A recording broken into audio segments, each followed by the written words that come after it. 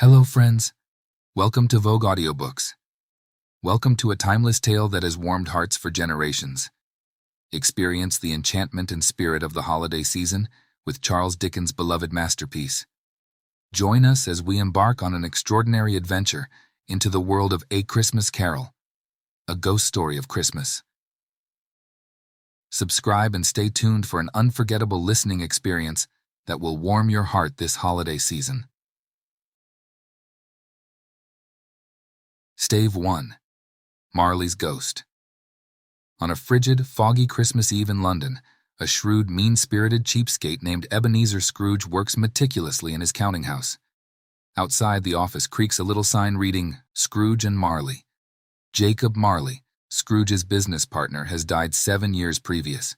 Inside the office, Scrooge watches over his clerk, a poor, diminutive man named Bob Cratchit. The smoldering ashes in the fireplace provide little heat, even for Bob's tiny room.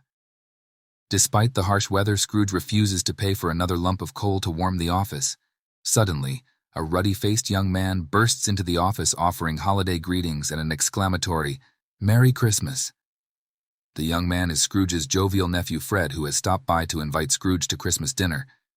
The grumpy Scrooge responds with a "Bah, humbug," refusing to share in Fred's Christmas cheer. After Fred departs, a pair of portly gentlemen enters the office to ask Scrooge for a charitable donation to help the poor. Scrooge angrily replies that prisons and workhouses are the only charities he is willing to support, and the gentlemen leave empty-handed. Scrooge confronts Bob Cratchit, complaining about Bob's wish to take a day off for the holiday. What good is Christmas? Scrooge snipes that it should shut down business. He begrudgingly agrees to give Bob a day off, but insists that he arrive at the office all the earlier the next day. Scrooge follows the same old routine, taking dinner in his usual tavern and returning home through the dismal, fog-blanketed London streets.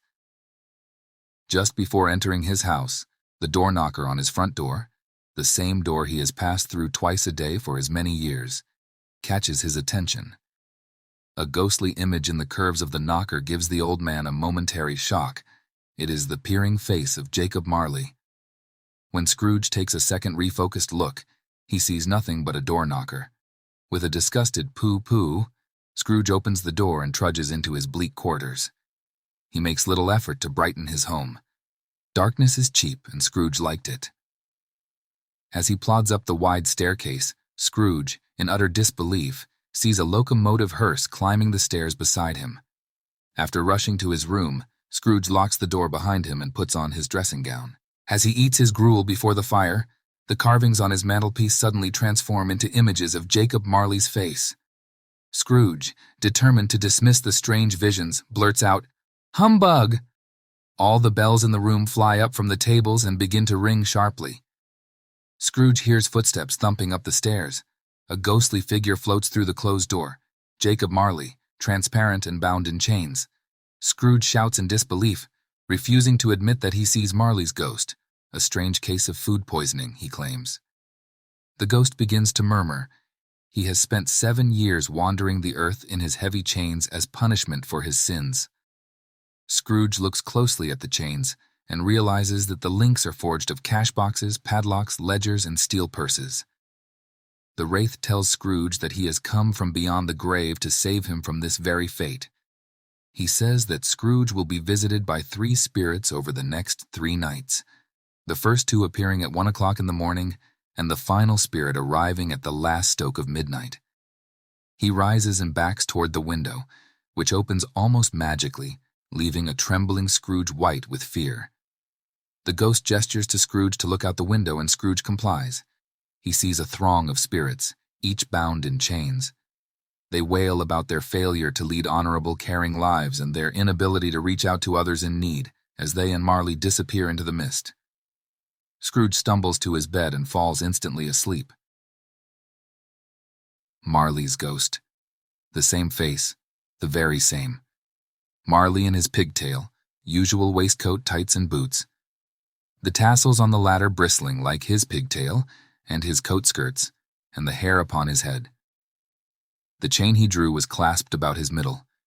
It was long and wound about him like a tail, and it was made, for Scrooge observed it closely, of cash boxes, keys, padlocks, ledgers, deeds, and heavy purses wrought in steel.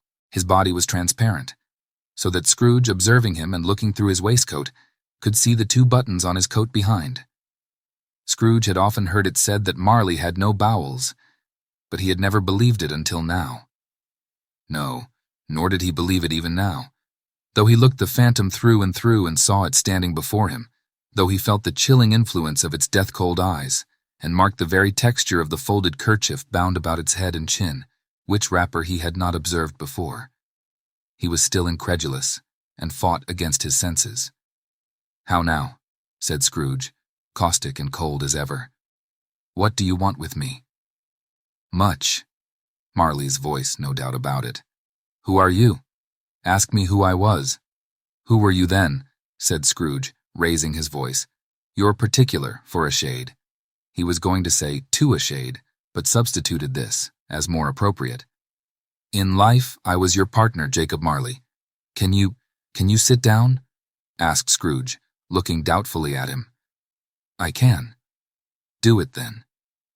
Scrooge asked the question because he didn't know whether a ghost so transparent might find himself in a condition to take a chair, and felt that in the event of its being impossible, it might involve the necessity of an embarrassing explanation. But the ghost sat down on the opposite side of the fireplace, as if he were quite used to it. "You don't believe in me," observed the ghost. "I don't," said Scrooge. "What evidence would you have of my reality beyond that of your senses?" "I don't know," said Scrooge. "Why do you doubt your senses?" "Because," said Scrooge, "a little thing affects them. A slight disorder of the stomach makes them cheats. You may be an undigested bit of beef, a blot of mustard, a crumb of cheese, a fragment of an underdone potato. There's more of gravy than of grave about you, whatever you are."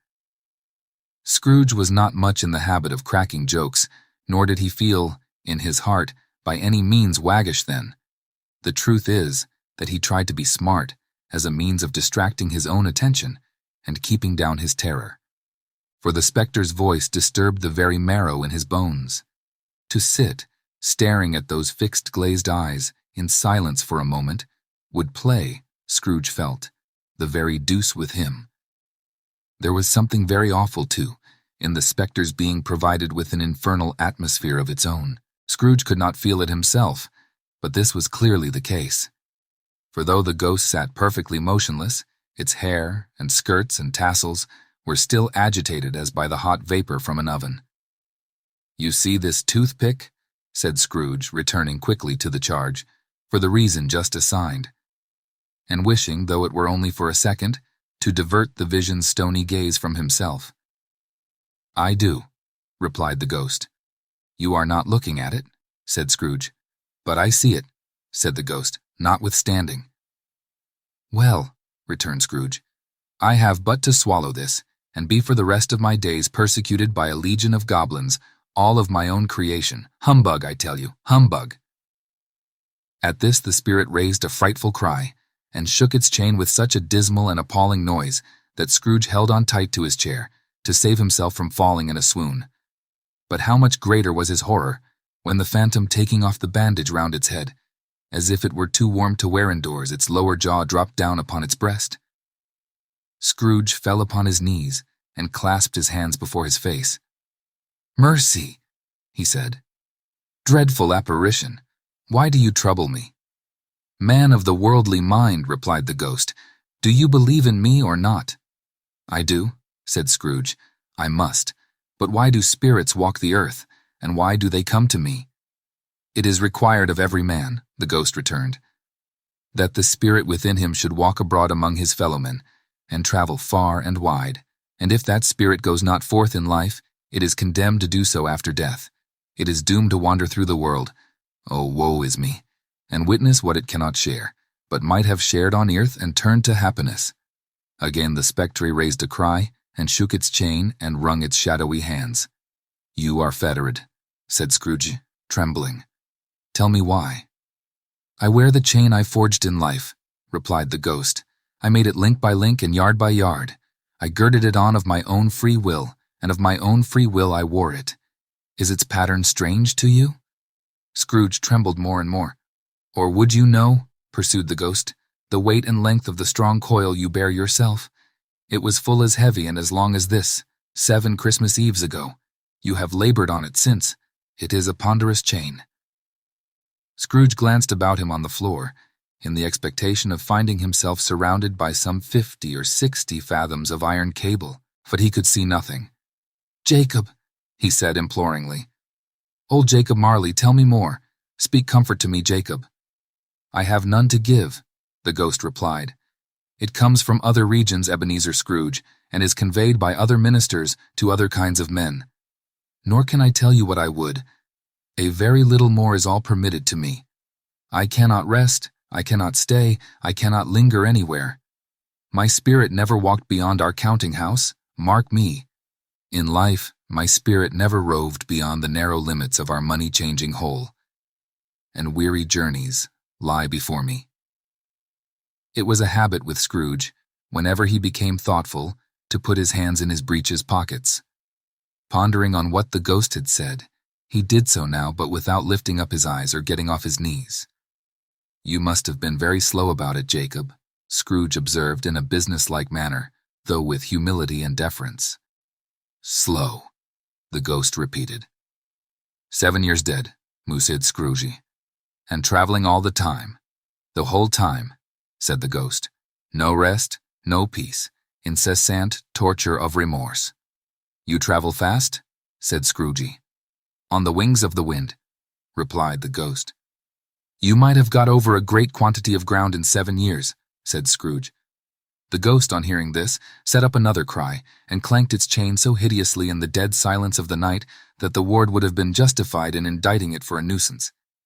"O captive, bound and double-ironed," cried the phantom, "not to know that ages of incessant labor by immortal creatures, for this earth must pass into eternity before the good of which it is susceptible is all developed. Not to know that any Christian spirit working kindly in its little sphere, whatever it may be, will find its mortal life too short for its vast means of usefulness. Not to know that no space of regret can make amends for one life's opportunity misused. Yet such was I. Oh, such was I." "But you were always a good man of business, Jacob," faltered Scrooge, who now began to apply this to himself. "Business!" cried the ghost, wringing its hands again. "Mankind was my business. The common welfare was my business. Charity, mercy, forbearance, and benevolence were all my business. The dealings of my trade were but a drop of water in the comprehensive ocean of my business." It held up its chain at arm's length, as if that were the cause of all its unavailing grief, and flung it heavily upon the ground again. "At this time of the rolling year," the spectre said, "I suffer most. Why did I walk through crowds of fellow beings with my eyes turned down, and never raise them to that blessed star which led the wise men to a poor abode? Were there no poor homes to which its light would have conducted me?" Scrooge was very much dismayed to hear the spectre going on at this rate, and began to quake exceedingly. "Hear me," cried the ghost.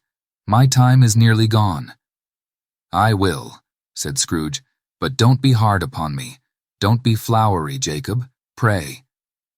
How it is that I appear before you in a shape that you can see, I may not tell. I have sat invisible beside you many and many a day." It was not an agreeable idea. Scrooge shivered and wiped the perspiration from his brow. "That is no light part of my penance," pursued the ghost. "I am here tonight to warn you that you have yet a chance and hope of escaping my fate, a chance and hope of my procuring Ebenezer." "You were always a good friend to me," said Scrooge. "Thank ye." "You will be haunted," resumed the ghost, "by 3 spirits." Scrooge's countenance fell almost as low as the ghost's had done. "Is that the chance and hope you mentioned, Jacob?" he demanded in a faltering voice. "It is." I think I'd rather not," said Scrooge. "Without their visits," said the ghost, "you cannot hope to shun the path I tread. Expect the first tomorrow, when the bell tolls 1. "Couldn't I take 'em all at once and have it over, Jacob?" hinted Scrooge. "Expect the second on the next night at the same hour, the third upon the next night when the last stroke of 12 has ceased to vibrate. Look to see me no more, and look that, for your own sake, you remember what has passed between us, When it had said these words, the spectre took its wrapper from the table and bound it round its head, as before. Scrooge knew this by the smart sound its teeth made when the jaws were brought together by the bandage. He ventured to raise his eyes again, and found his supernatural visitor confronting him in an erect attitude, with its chain wound over and about its arm. The apparition walked backward from him, and at every step it took, the window raised itself a little so that when the spectre reached it, it was wide open. It beckoned Scrooge to approach, which he did. When they were within 2 paces of each other, Marley's ghost held up its hand, warning him to come no nearer. Scrooge stopped, not so much in obedience as in surprise and fear. For on the raising of the hand he became sensible of confused noises in the air, incoherent sounds of lamentation and regret, wailings inexpressibly sorrowful and self-accusatory. The spectre, after listening for a moment, joined in the mournful dirge and floated out upon the bleak, dark night. Scrooge followed to the window, desperate in his curiosity. He looked out. The air was filled with phantoms, wandering hither and thither in restless haste and moaning as they went. Every one of them wore chains like Marley's ghost. Some few, they might be guilty governments, were linked together. None were free. Many had been personally known to Scrooge in their lives.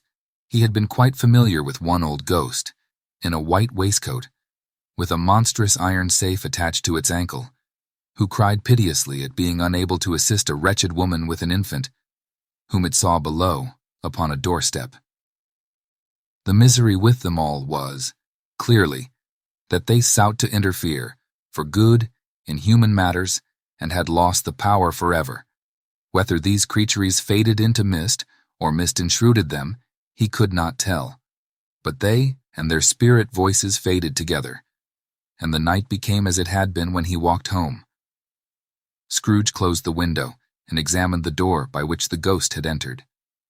It was double-locked, as he had locked it with his own hands, and the bolts were undisturbed.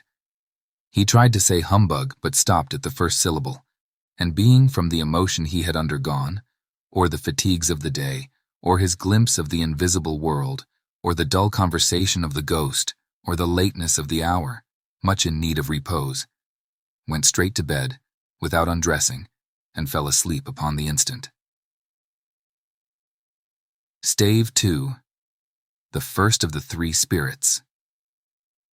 When Scrooge awoke, it was so dark that looking out of bed he could scarcely distinguish the transparent window from the opaque walls of his chamber.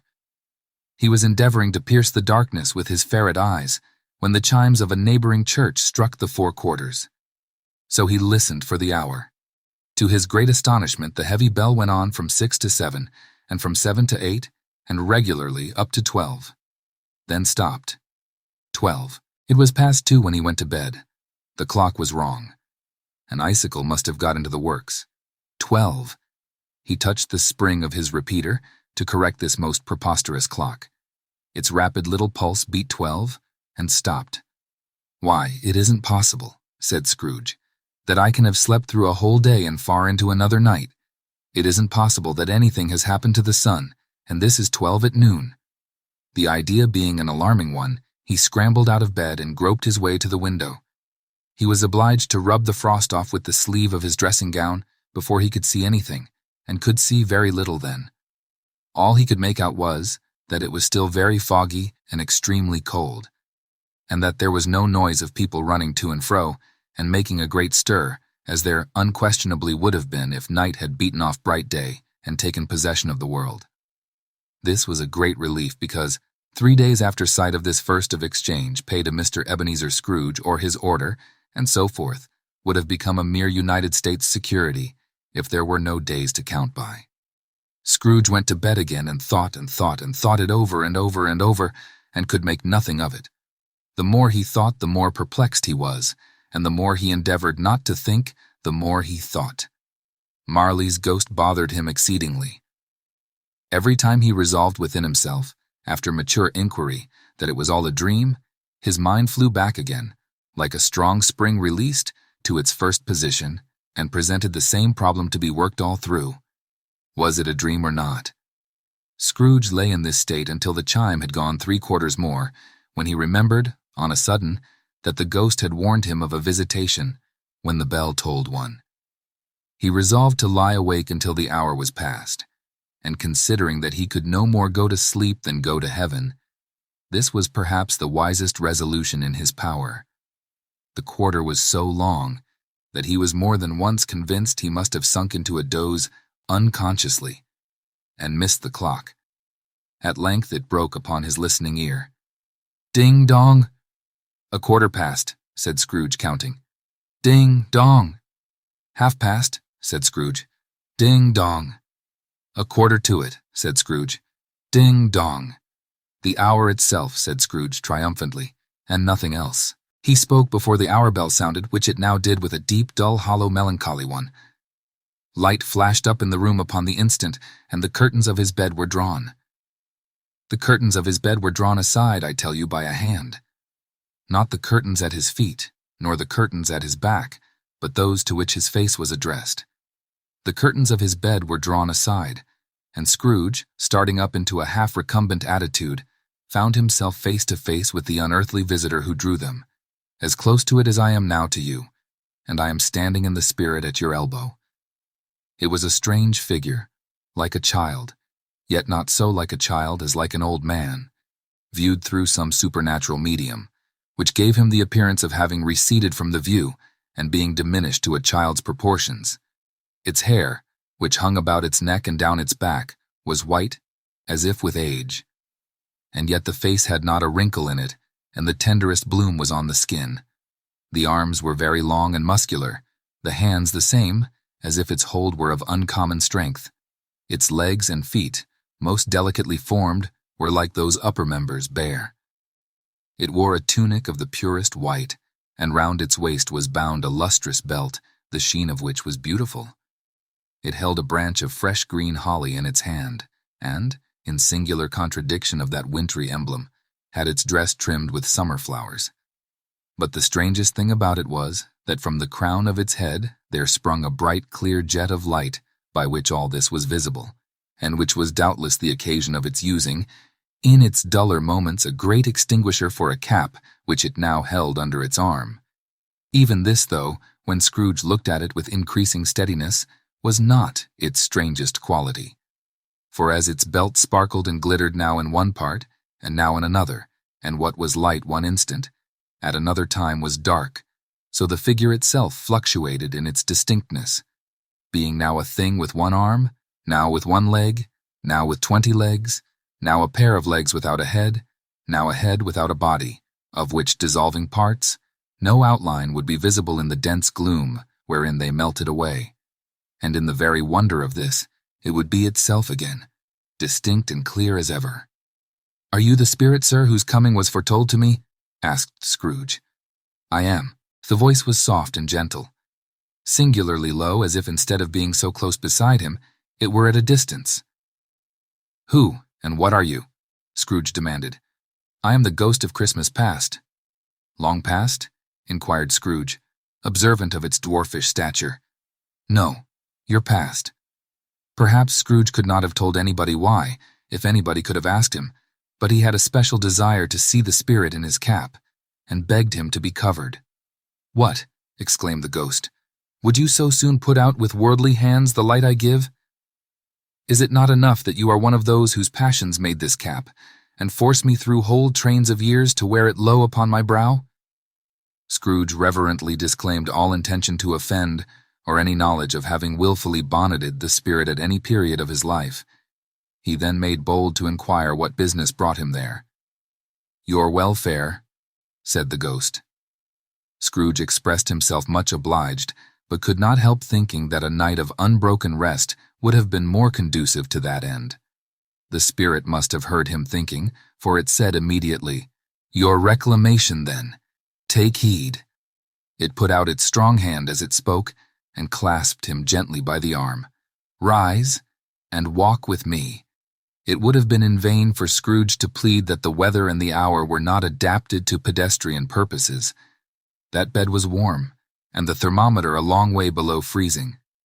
That he was clad but lightly in his slippers, dressing gown, and nightcap, and that he had a cold upon him at that time. The grasp, though gentle as a woman's hand, was not to be resisted. He rose, but finding that the spirit made towards the window, clasped his robe in supplication. "I am a mortal," Scrooge remonstrated, "and liable to fall." "Bear but a touch of my hand there," said the spirit, laying it upon his heart, "and you shall be upheld in more than this." As the words were spoken, they passed through the wall and stood upon an open country road, with fields on either hand. The city had entirely vanished. Not a vestige of it was to be seen. The darkness and the mist had vanished with it, for it was a clear, cold, winter day, with snow upon the ground. "Good heaven," said Scrooge, clasping his hands together as he looked about him. "I was bred in this place. I was a boy here." The spirit gazed upon him mildly. Its gentle touch, though it had been light and instantaneous, appeared still present to the old man's sense of feeling. He was conscious of 1,000 odors floating in the air, each one connected with 1,000 thoughts, and hopes and joys and cares long, long forgotten. "Your lip is trembling," said the ghost. "And what is that upon your cheek?" Scrooge muttered, with an unusual catching in his voice, that it was a pimple, and begged the ghost to lead him where he would. "You recollect the way?" inquired the spirit. "Remember it?" cried Scrooge with fervor. "I could walk it blindfold." "Strange to have forgotten it for so many years," observed the ghost. "Let us go on."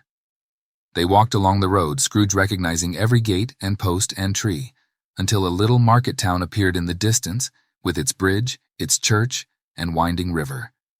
Some shaggy ponies now were seen trotting towards them with boys upon their backs, who called to other boys in country gigs and carts, driven by farmers. All these boys were in great spirits, and shouted to each other, until the broad fields were so full of merry music that the crisp air laughed to hear it. "These are but shadows of the things that have been," said the ghost. "They have no consciousness of us." The jocund travelers came on, and as they came, Scrooge knew and named them, every one. Why was he rejoiced beyond all bounds to see them? Why did his cold eye glisten, and his heart leap up as they went past? Why was he filled with gladness when he heard them give each other Merry Christmas, as they parted at crossroads and byways, for their several homes? What was Merry Christmas to Scrooge? Out upon Merry Christmas. What good had it ever done to him? "The school is not quite deserted," said the ghost. "A solitary child neglected by his friends is left there still." Scrooge said he knew it, and he sobbed. They left the high road, by a well-remembered lane, and soon approached a mansion of dull red brick, with a little weathercock-surmounted cupola, on the roof, and a bell hanging in it.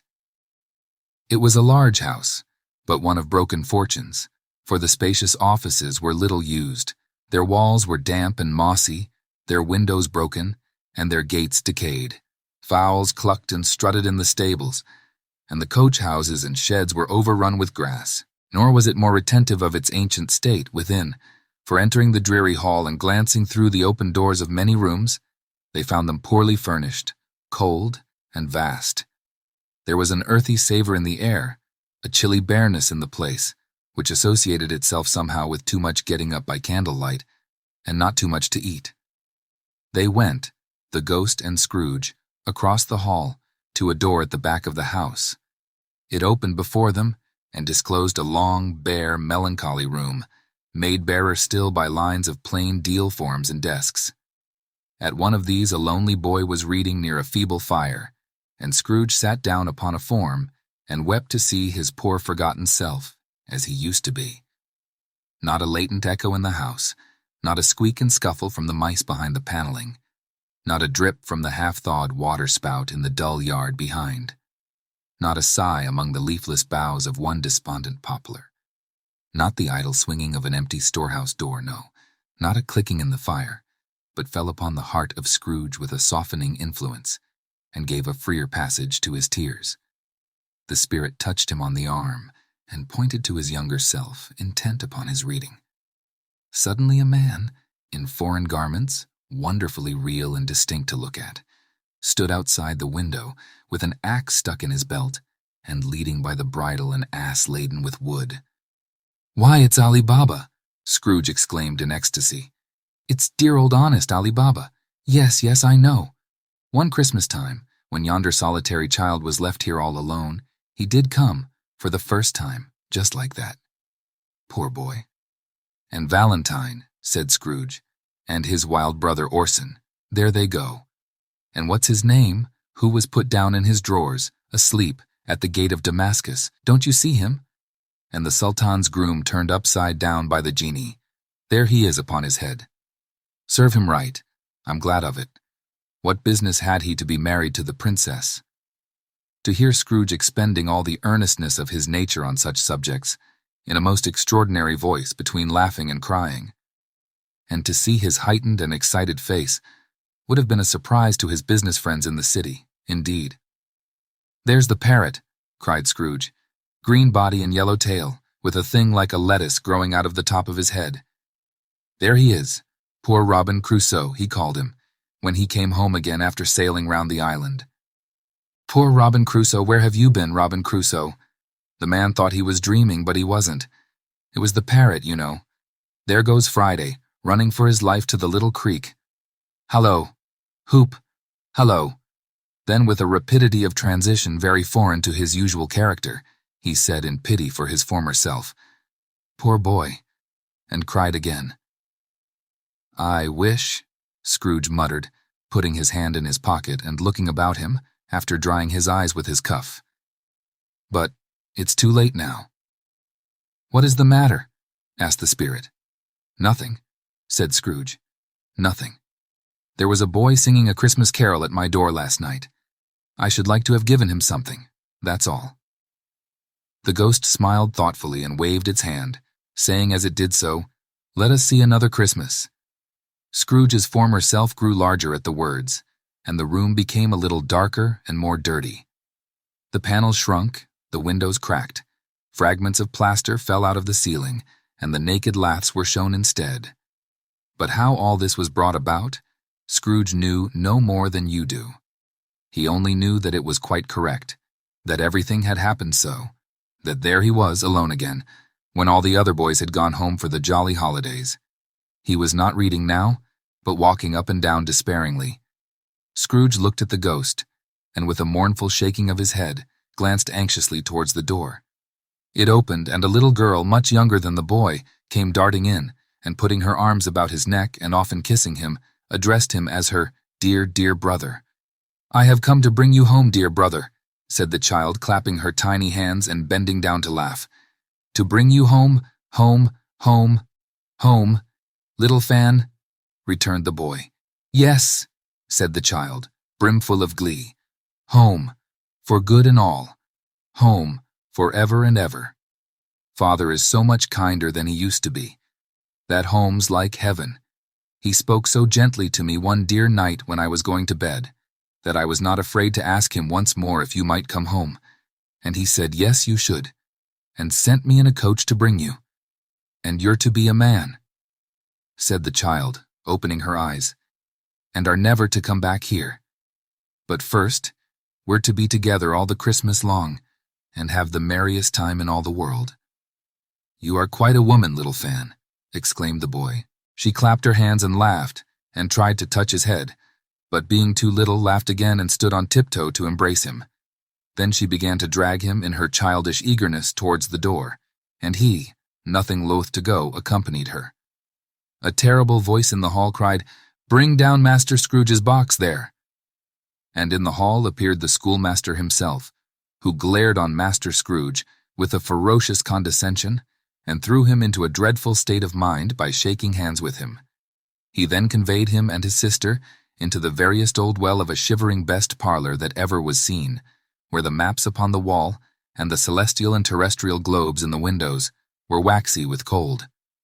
Here he produced a decanter of curiously light wine and a block of curiously heavy cake, and administered installments of those dainties to the young people, at the same time sending out a meager servant to offer a glass of something to the postboy, who answered that he thanked the gentleman, but if it was the same tap as he had tasted before, he had rather not, Master Scrooge's trunk being by this time tied onto the top of the chaise.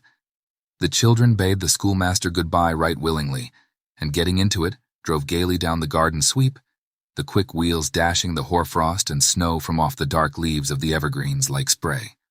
Always a delicate creature, whom a breath might have withered, said the ghost, but she had a large heart. So she had, cried Scrooge. You're right, I will not gainsay it, spirit. God forbid. She died a woman, said the ghost, and had, as I think, children. One child, Scrooge returned. True, said the ghost. Your nephew. Scrooge seemed uneasy in his mind, and answered briefly, yes. Although they had but that moment left the school behind them, they were now in the busy thoroughfares of a city, where shadowy passengers passed and repassed, where shadowy carts and coaches battled for the way, and all the strife and tumult of a real city were. It was made plain enough by the dressing of the shops that here too it was Christmas time again. But it was evening, and the streets were lighted up. The ghost stopped at a certain warehouse door, and asked Scrooge if he knew it. Know it, said Scrooge. Was I apprenticed here? They went in, at sight of an old gentleman in a Welsh wig, sitting behind such a high desk that if he had been 2 inches taller he must have knocked his head against the ceiling. Scrooge cried in great excitement, Why, it's old Fezziwig! Bless his heart, it's Fezziwig alive again! Old Fezziwig laid down his pen and looked up at the clock, which pointed to the hour of 7. He rubbed his hands, adjusted his capacious waistcoat, laughed all over himself, from his shoes to his organ of benevolence, and called out in a comfortable, oily, rich, fat, jovial voice, Yo-ho there, Ebenezer, Dick. Scrooge's former self, now grown a young man, came briskly in, accompanied by his fellow prentice. Dick Wilkins, to be sure, said Scrooge to the ghost. Bless me, yes, there he is. He was very much attached to me, was Dick. Poor Dick. Dear, dear. Yo-ho, my boys, said Fezziwig. No more work tonight. Christmas Eve, Dick. Christmas Ebenezer. Let's have the shutters up, cried old Fezziwig with a sharp clap of his hands. Before a man can say Jack Robinson. You wouldn't believe how those two fellows went at it. They charged into the street with the shutters. 1, 2, 3. Had 'em up in their places. 4, 5, 6. Barred 'em and pinned 'em. 7, 8, 9. And came back before you could have got to 12, panting like racehorses. Hilly-ho! Cried old Fezziwig, skipping down from the high desk with wonderful agility. Clear away, my lads, and let's have lots of room here. Hilly-ho, Dick. Cheer up, Ebenezer. Clear away. There was nothing they wouldn't have cleared away, or couldn't have cleared away with old Fezziwig looking on. It was done in a minute. Every movable was packed off, as if it were dismissed from public life for evermore. The floor was swept and watered, the lamps were trimmed, fuel was heaped upon the fire, and the warehouse was as snug and warm and dry and bright a ballroom as you would desire to see upon a winter's night. In came a fiddler with a music book and went up to the lofty desk and made an orchestra of it and tuned like 50 stomach aches. In came Mrs. Fezziwig, one vast substantial smile. In came the 3 Miss Fezziwigs, beaming and lovable. In came the 6 young followers whose hearts they broke. In came all the young men and women employed in the business. In came the housemaid with her cousin, the baker. In came the cook with her brother's particular friend, the milkman. In came the boy from over the way, who was suspected of not having board enough from his master, trying to hide himself behind the girl from next door but one, who was proved to have had her ears pulled by her mistress. In they all came, one after another, some shyly, some boldly, some gracefully, some awkwardly, some pushing, some pulling. In they all came, anyhow and everyhow. Away they all went, 20 couple at once, hands half round and back again the other way, down the middle and up again, round and round in various stages of affectionate grouping. Old top couple always turning up in the wrong place, new top couple starting off again, as soon as they got there. All top couples at last, and not a bottom one to help them. When this result was brought about, old Fezziwig, clapping his hands to stop the dance, cried out, "Well done!" And the fiddler plunged his hot face into a pot of porter, especially provided for that purpose. But scorning rest upon his reappearance, he instantly began again, though there were no dancers yet, as if the other fiddler had been carried home, exhausted, on a shutter, and he were a brand new man resolved to beat him out of sight, or perish. There were more dances, and there were forfeits and more dances, and there was cake, and there was negus, and there was a great piece of cold roast, and there was a great piece of cold boiled, and there were mince pies and plenty of beer. But the great effect of the evening came after the roast and boiled, when the fiddler, an artful dog, mind, the sort of man who knew his business better than you or I could have told it him, struck up Sir Roger de Coverley. Then old Fezziwig stood out to dance with Mrs. Fezziwig, top couple too, with a good stiff piece of work cut out for them, 3 or 4 and 20 pair of partners, people who were not to be trifled with, people who would dance and had no notion of walking. Mr. Fezziwig's ball, but if they had been twice as many, 4 times, old Fezziwig would have been a match for them, and so would Mrs. Fezziwig. As to her, she was worthy to be his partner in every sense of the term. If that's not high praise, tell me higher, and I'll use it. A positive light appeared to issue from Fezziwig's calves. They shone in every part of the dance like moons. You couldn't have predicted at any given time what would have become of them next. And when old Fezziwig and Mrs. Fezziwig had gone all through the dance, advance and retire, both hands to your partner, bow and curtsy, corkscrew, thread the needle, and back again to your place. Fezziwig cut so deftly that he appeared to wink with his legs, and came upon his feet again without a stagger. When the clock struck 11, this domestic ball broke up. Mr. and Mrs. Fezziwig took their stations, one on either side of the door, and shaking hands with every person individually, as he or she went out, wished him or her a Merry Christmas. When everybody had retired but the 2 prentices, they did the same to them, and thus the cheerful voices died away, and the lads were left to their beds, which were under a counter in the back shop. During the whole of this time, Scrooge had acted like a man out of his wits. His heart and soul were in the scene, and with his former self.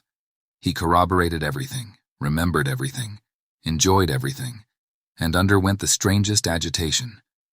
It was not until now, when the bright faces of his former self and Dick were turned from them, that he remembered the ghost, and became conscious that it was looking full upon him, while the light upon its head burnt very clear.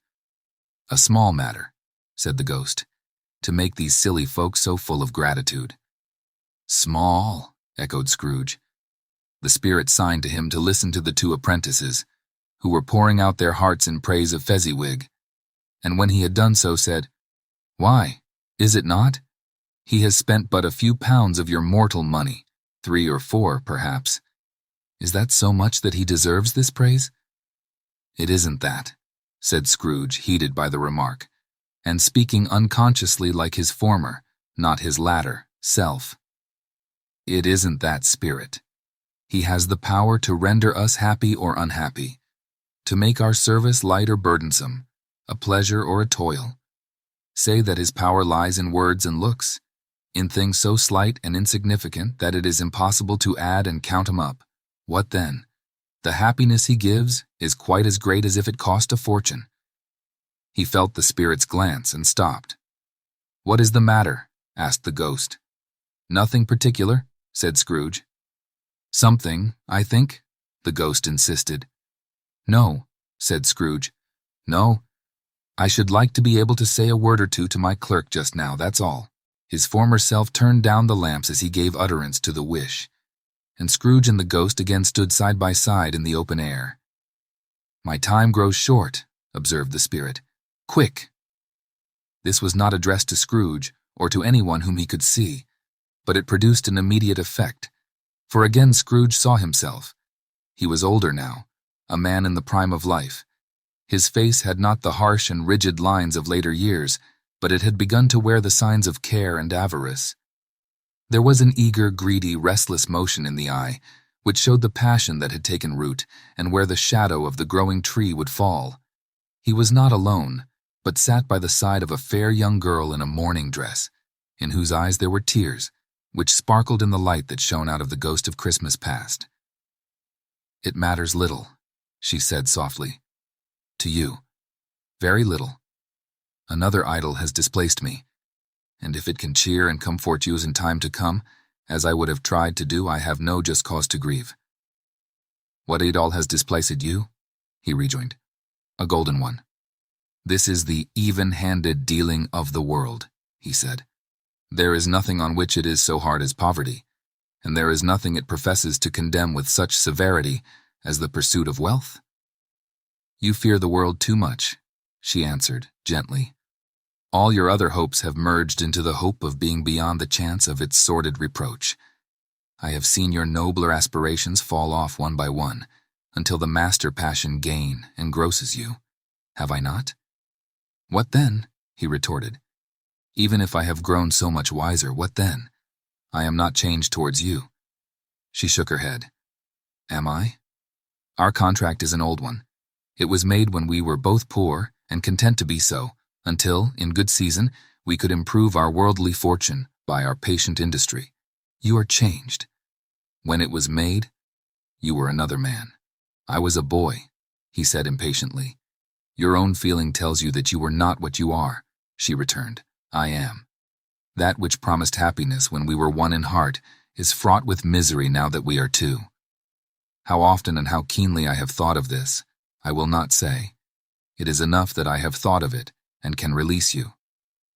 Have I ever sought release? In words, no, never.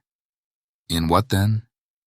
In a changed nature, in an altered spirit, in another atmosphere of life, another hope as its great end, in everything that made my love of any worth or value in your sight. If this had never been between us, said the girl, looking mildly but with steadiness upon him, tell me, would you seek me out and try to win me now? Ah, no. He seemed to yield to the justice of this supposition in spite of himself, but he said with a struggle, You think not. I would gladly think otherwise if I could, she answered. Heaven knows. When I have learned a truth like this, I know how strong and irresistible it must be. But if you were free today, tomorrow, yesterday, can even I believe that you would choose a dowerless girl, you who, in your very confidence with her, weigh everything by gain, or choosing her, if for a moment you were false enough to your one guiding principle to do so?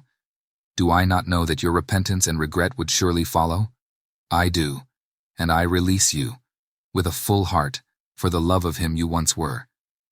He was about to speak, but with her head turned from him, she resumed, the memory of what is past half makes me hope you will have pain in this, a very, very brief time, and you will dismiss the recollection of it, gladly, as an unprofitable dream, from which it happened well that you awoke.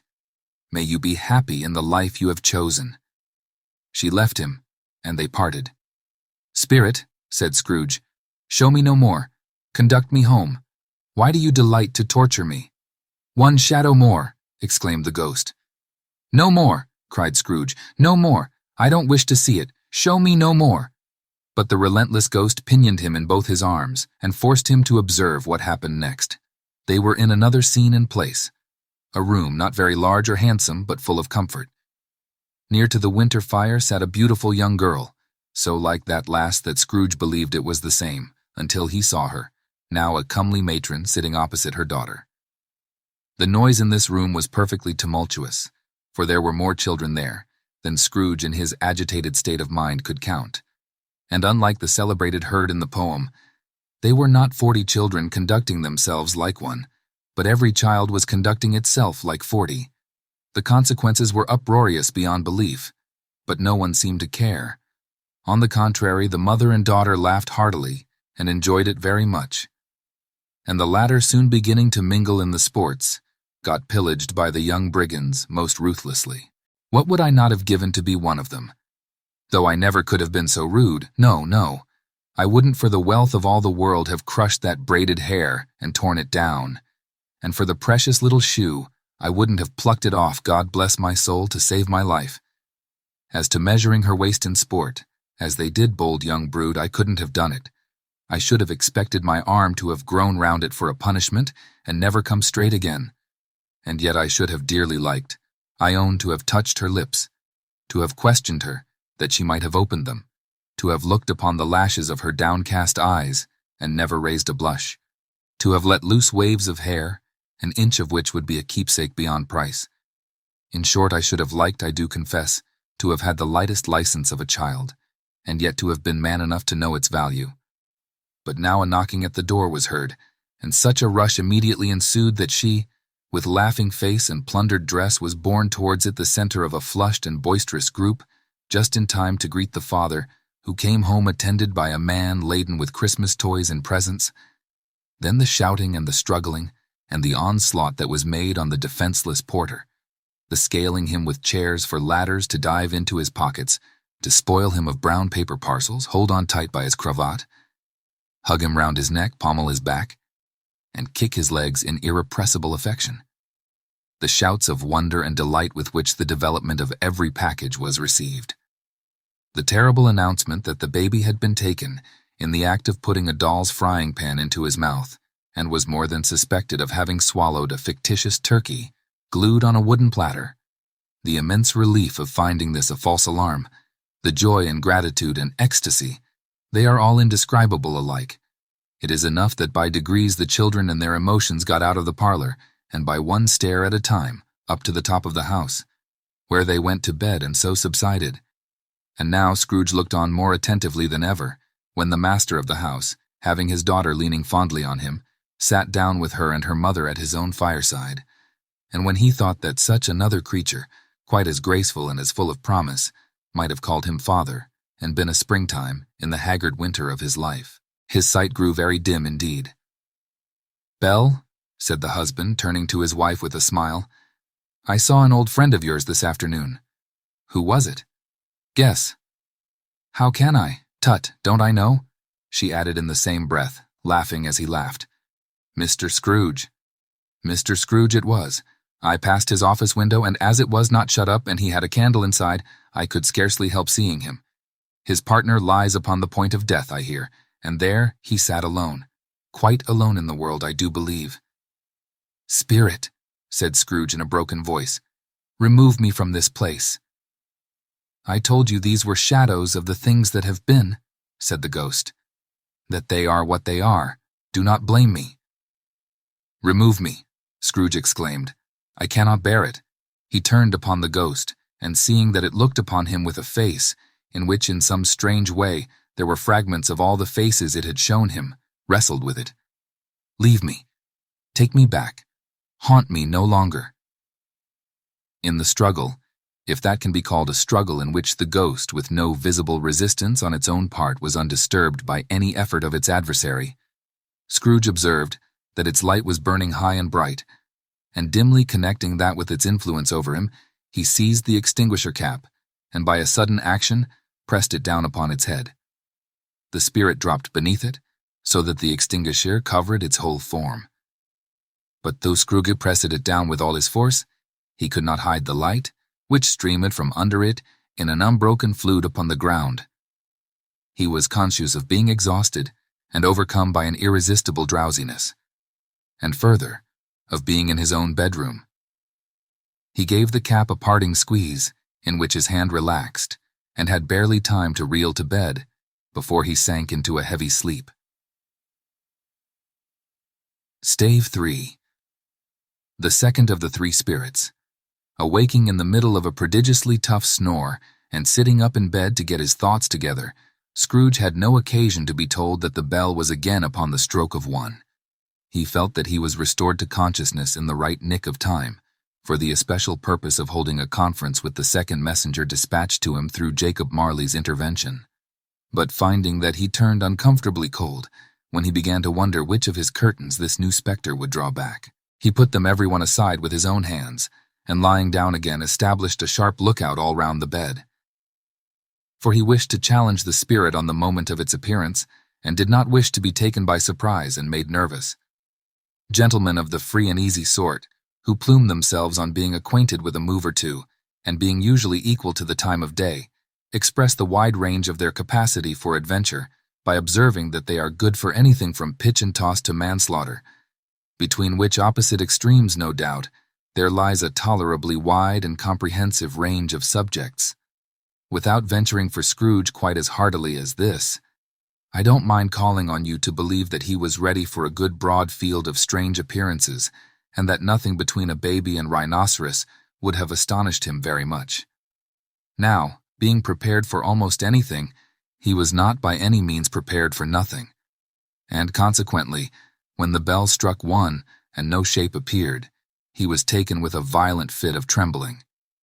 5 minutes, 10 minutes, a quarter of an hour went by, yet nothing came. All this time, he lay upon his bed, the very core and center of a blaze of ruddy light, which streamed upon it when the clock proclaimed the hour, and which, being only light, was more alarming than a dozen ghosts, as he was powerless to make out what it meant, or would be at, and was sometimes apprehensive that he might be at that very moment an interesting case of spontaneous combustion, without having the consolation of knowing it.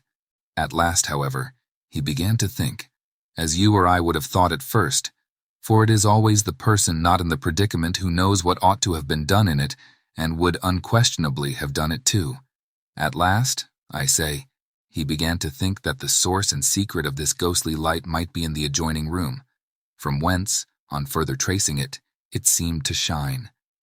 This idea taking full possession of his mind, he got up softly and shuffled in his slippers to the door. The moment Scrooge's hand was on the lock, a strange voice called him by his name and bade him enter. He obeyed. It was his own room. There was no doubt about that. But it had undergone a surprising transformation. The walls and ceiling were so hung with living green that it looked a perfect grove, from every part of which bright gleaming berries glistened. The crisp leaves of holly, mistletoe, and ivy reflected back the light, as if so many little mirrors had been scattered there. And such a mighty blaze went roaring up the chimney, as that dull petrification of a hearth had never known in Scrooge's time, or Marley's, or for many and many a winter season gone.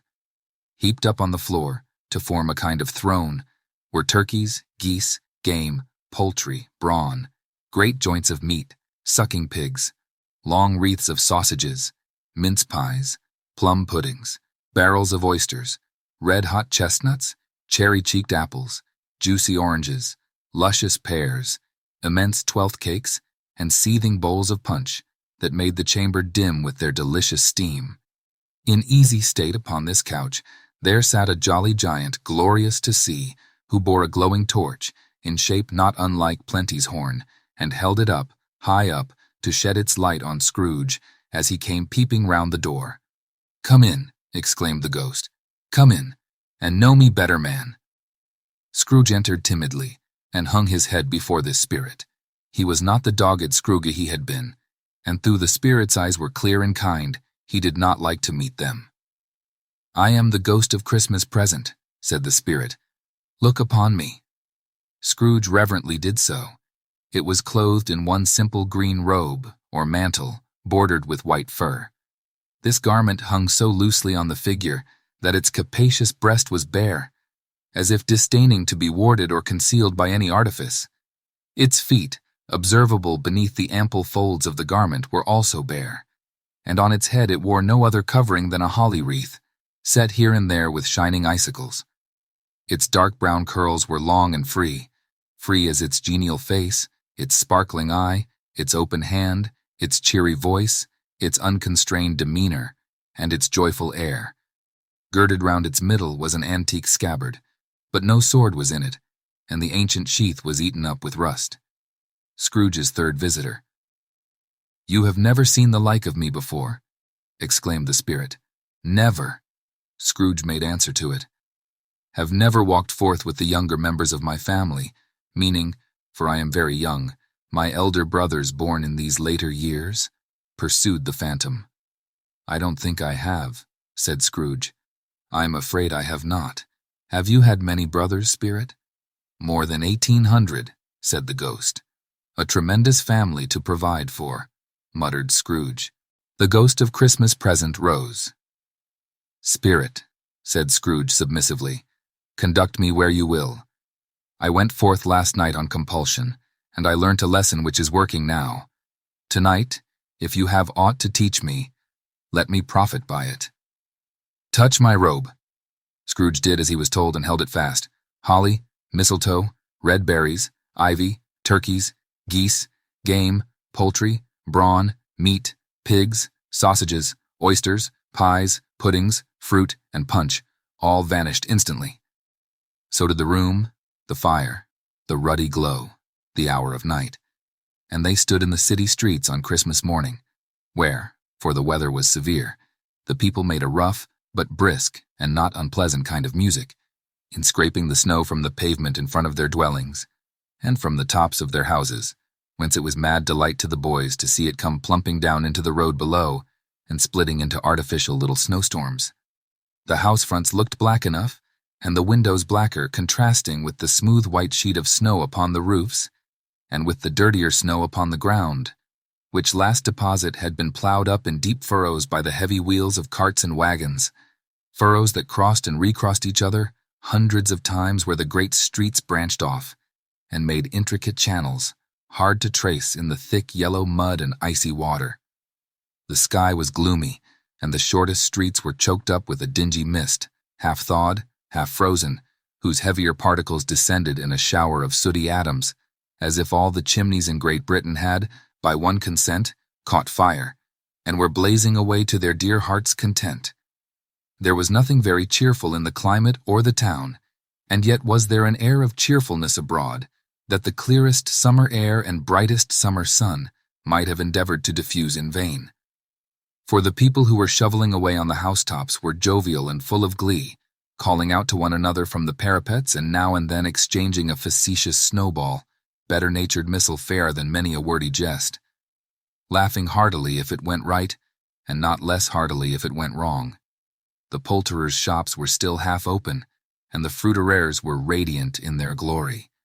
There were great round pot-bellied baskets of chestnuts, shaped like the waistcoats of jolly old gentlemen, lolling at the doors and tumbling out into the street in their apoplectic opulence. There were ruddy, brown-faced, broad-girthed Spanish onions, shining in the fatness of their growth like Spanish friars, and winking from their shelves in wanton slyness at the girls as they went by, and glanced demurely at the hung-up mistletoe. There were pears and apples clustered high in blooming pyramids. There were bunches of grapes made, in the shopkeeper's benevolence to dangle from conspicuous hooks, that people's mouths might water gratis as they passed. There were piles of filberts, mossy and brown, recalling in their fragrance ancient walks among the woods, and pleasant shufflings ankle-deep through withered leaves. There were Norfolk biffins, squat and swarthy, setting off the yellow of the oranges and lemons, and, in the great compactness of their juicy persons, urgently entreating and beseeching to be carried home in paper bags and eaten after dinner. The very gold and silver fish set forth among these choice fruits in a bowl, though members of a dull and stagnant-blooded race, appeared to know that there was something going on, and to a fish went gasping round and round their little world in slow and passionless excitement. The grocers! Oh, the grocers, nearly closed, with perhaps 2 shutters down, or 1, but through those gaps such glimpses. It was not alone that the scales descending on the counter made a merry sound, or that the twine and roller parted company so briskly, or that the canisters were rattled up and down like juggling tricks, or even that the blended scents of tea and coffee were so grateful to the nose, or even that the raisins were so plentiful and rare, the almonds so extremely white, the sticks of cinnamon so long and straight, the other spices so delicious, the candied fruits so caked and spotted with molten sugar as to make the coldest lookers-on feel faint and subsequently bilious. Nor was it that the figs were moist and pulpy, or that the French plums blushed in modest tartness from their highly decorated boxes, or that everything was good to eat and in its Christmas dress, but the customers were all so hurried, and so eager in the hopeful promise of the day, that they tumbled up against each other at the door, crashing their wicker baskets wildly, and left their purchases up on the counter, and came running back to fetch them, and committed hundreds of the like mistakes in the best humor possible, while the grocer and his people were so frank and fresh that the polished hearts with which they fastened their aprons behind might have been their own, worn outside for general inspection, and for Christmas daws to peck at if they chose. But soon the steeples called good people all, to church and chapel, and away they came, flocking through the streets in their best clothes and with their gayest faces, and at the same time there emerged from scores of by-streets, lanes, and nameless turnings innumerable people, carrying their dinners to the bakers' shops. The sight of these poor revelers appeared to interest the spirit very much, for he stood with Scrooge beside him in a baker's doorway, and taking off the covers as their bearers passed, sprinkled incense on their dinners from his torch. And it was a very uncommon kind of torch, for once or twice when there were angry words between some dinner carriers who had jostled each other, he shed a few drops of water on them from it, and their good humor was restored directly. For they said, it was a shame to quarrel upon Christmas Day. And so it was. God love it, so it was. In time the bells ceased, and the bakers were shut up, and yet there was a genial shadowing forth of all these dinners and the progress of their cooking, in the thawed blotch of wet above, each baker's oven, where the pavement smoked, as if its stones were cooking too. "Is there a peculiar flavor in what you sprinkle from your torch?" asked Scrooge. "There is. My own." "Would it apply to any kind of dinner on this day?" asked Scrooge. "To any kindly given, to a poor one most." "Why to a poor one most?" asked Scrooge. "Because it needs it most." "Spirit," said Scrooge after a moment's thought, "I wonder you, of all the beings in the many worlds about us, should desire to cramp these people's opportunities of innocent enjoyment." "Aye," cried the spirit, "you would deprive them of their means of dining every 7th day, often the only day on which they can be said to dine at all," said Scrooge. "Wouldn't you?" "Aye," cried the spirit. "You seek to close these places on the 7th day," said Scrooge, "and it comes to the same thing." "I seek," exclaimed the spirit. "Forgive me if I am wrong. It has been done in your name, or at least in that of your family," said Scrooge. "There are some upon this earth of yours," returned the spirit, "who lay claim to know us, and who do their deeds of passion, pride, ill will, hatred, envy, bigotry, and selfishness in our name, who are as strange to us and all our kith and kin as if they had never lived. Remember that and charge their doings on themselves, not us." Scrooge promised that he would, and they went on, invisible, as they had been before, into the suburbs of the town. It was a remarkable quality of the ghost, which Scrooge had observed at the baker's, that notwithstanding his gigantic size, he could accommodate himself to any place with ease, and that he stood beneath a low roof quite as gracefully and like a supernatural creature as it was possible he could have done in any lofty hall. And perhaps it was the pleasure the good spirit had in showing off this power of his, or else it was his own kind, generous, hearty nature, and his sympathy with all poor men, that led him straight to Scrooge's clerks, for there he went, and took Scrooge with him, holding to his robe. And on the threshold of the door the spirit smiled, and stopped to bless Bob Cratchit's dwelling with the sprinkling of his torch. Think of that. Bob had but 15 bob a week himself. He pocketed on Saturdays but 15 copies of his Christian name, and yet the ghost of Christmas present blessed his 4-roomed house. Then up rose Mrs. Cratchit, Cratchit's wife, dressed out but poorly in a twice-turned gown, but brave in ribbons, which are cheap and make a goodly show for 6pence. And she laid the cloth, assisted by Belinda Cratchit, second of her daughters, also brave in ribbons, while Master Peter Cratchit plunged a fork into the saucepan of potatoes, and getting the corners of his monstrous shirt collar, Bob's private property, conferred upon his son and heir in honor of the day. Into his mouth rejoiced to find himself so gallantly attired, and yearned to show his linen in the fashionable parks. And now 2 smaller Cratchits, boy and girl, came tearing in, screaming that outside the baker's they had smelt the goose, and known it for their own. And basking in luxurious thoughts of sage and onion, these young Cratchits danced about the table and exalted Master Peter Cratchit to the skies, while he, not proud although his collars nearly choked him, blew the fire, until the slow potatoes bubbling up knocked loudly at the saucepan lid to be let out and peeled. "What has ever got your precious father then?" said Mrs. Cratchit. "And your brother, Tiny Tim? And Martha warn't as late last Christmas Day by half an hour?" "Here's Martha, mother," said a girl, appearing as she spoke. "Here's Martha, mother," cried the 2 young Cratchits. "Hurrah! There's such a goose, Martha." "Why, bless your heart alive, my dear, how late you are," said Mrs. Cratchit, kissing her a dozen times and taking off her shawl and bonnet for her with officious zeal. "We'd a deal of work to finish up last night," replied the girl, "and had to clear away this morning, Mother." "Well, never mind so long as you are come," said Mrs. Cratchit. "Sit ye down before the fire, my dear, and have a warm, Lord bless ye." "No, no, there's Father coming," cried the two young Cratchits, who were everywhere at once. "Hide, Martha, hide." So Martha hid herself, and in came little Bob, the father, with at least 3 feet of comforter exclusive of the fringe hanging down before him, and his threadbare clothes darned up and brushed to look seasonable, and Tiny Tim upon his shoulder.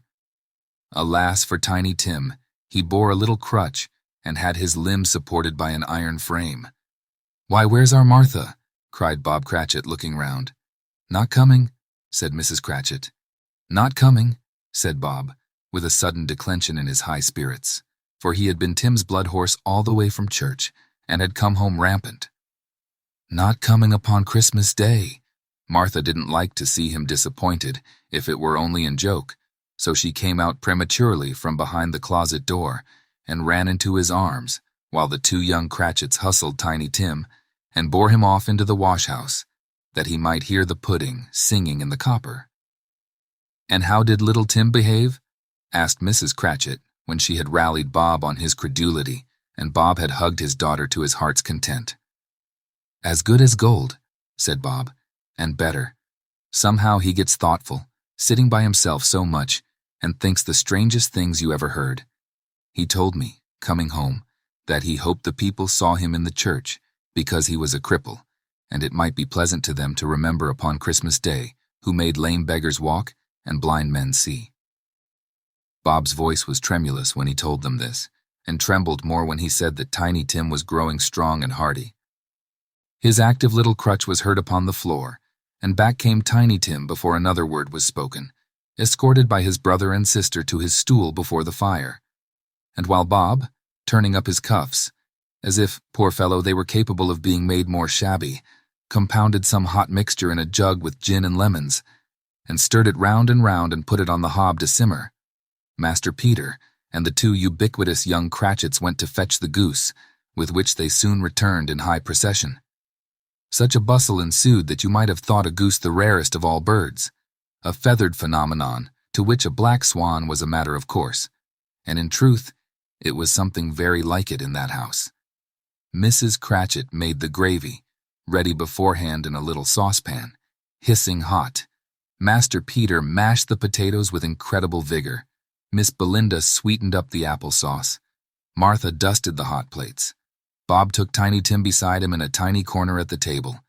The two young Cratchits set chairs for everybody, not forgetting themselves, and mounting guard upon their posts, crammed spoons into their mouths, lest they should shriek for goose before their turn came to be helped. At last the dishes were set on, and grace was said. It was succeeded by a breathless pause, as Mrs. Cratchit, looking slowly all along the carving knife, prepared to plunge it in the breast.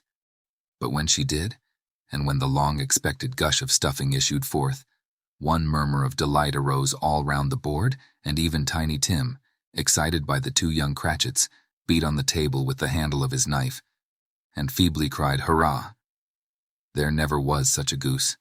Bob said he didn't believe there ever was such a goose cooked. Its tenderness and flavor, size and cheapness, were the themes of universal admiration. Eked out by applesauce and mashed potatoes, it was a sufficient dinner for the whole family.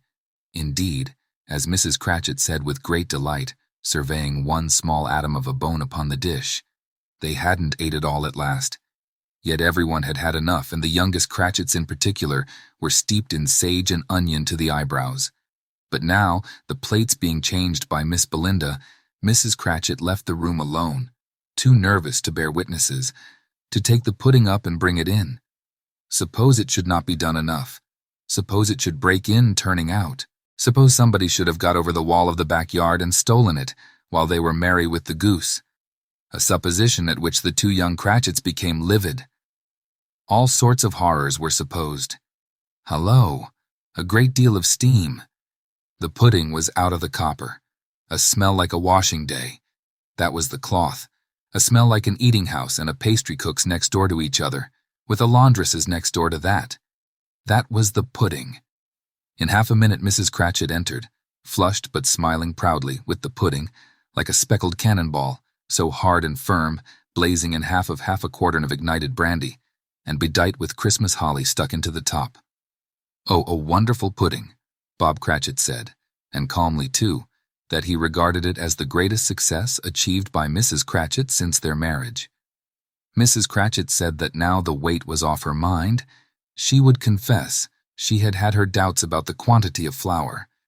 Everybody had something to say about it, but nobody said or thought it was at all a small pudding for a large family. It would have been flat heresy to do so. Any Cratchit would have blushed to hint at such a thing. At last the dinner was all done, the cloth was cleared, the hearth swept, and the fire made up. The compound in the jug being tasted and considered perfect, apples and oranges were put upon the table, and a shovel full of chestnuts on the fire. Then all the Cratchit family drew round the hearth in what Bob Cratchit called a circle, meaning half a one, and at Bob Cratchit's elbow stood the family display of glass. 2 tumblers, and a custard cup without a handle. These held the hot stuff from the jug, however, as well as golden goblets would have done. And Bob served it out with beaming looks, while the chestnuts on the fire sputtered and cracked noisily. Then Bob proposed, "A Merry Christmas to us all, my dears, God bless us," which all the family re-echoed. "God bless us, everyone," said Tiny Tim, the last of all. He sat very close to his father's side upon his little stool. Bob held his withered little hand in his, as if he loved the child, and wished to keep him by his side, and dreaded that he might be taken from him. "Spirit," said Scrooge, with an interest he had never felt before, "tell me if Tiny Tim will live." "I see a vacant seat," replied the ghost, "in the poor chimney corner, and a crutch without an owner, carefully preserved. If these shadows remain unaltered by the future, the child will die." "No, no," said Scrooge. "Oh, no, kind spirit. Say he will be spared."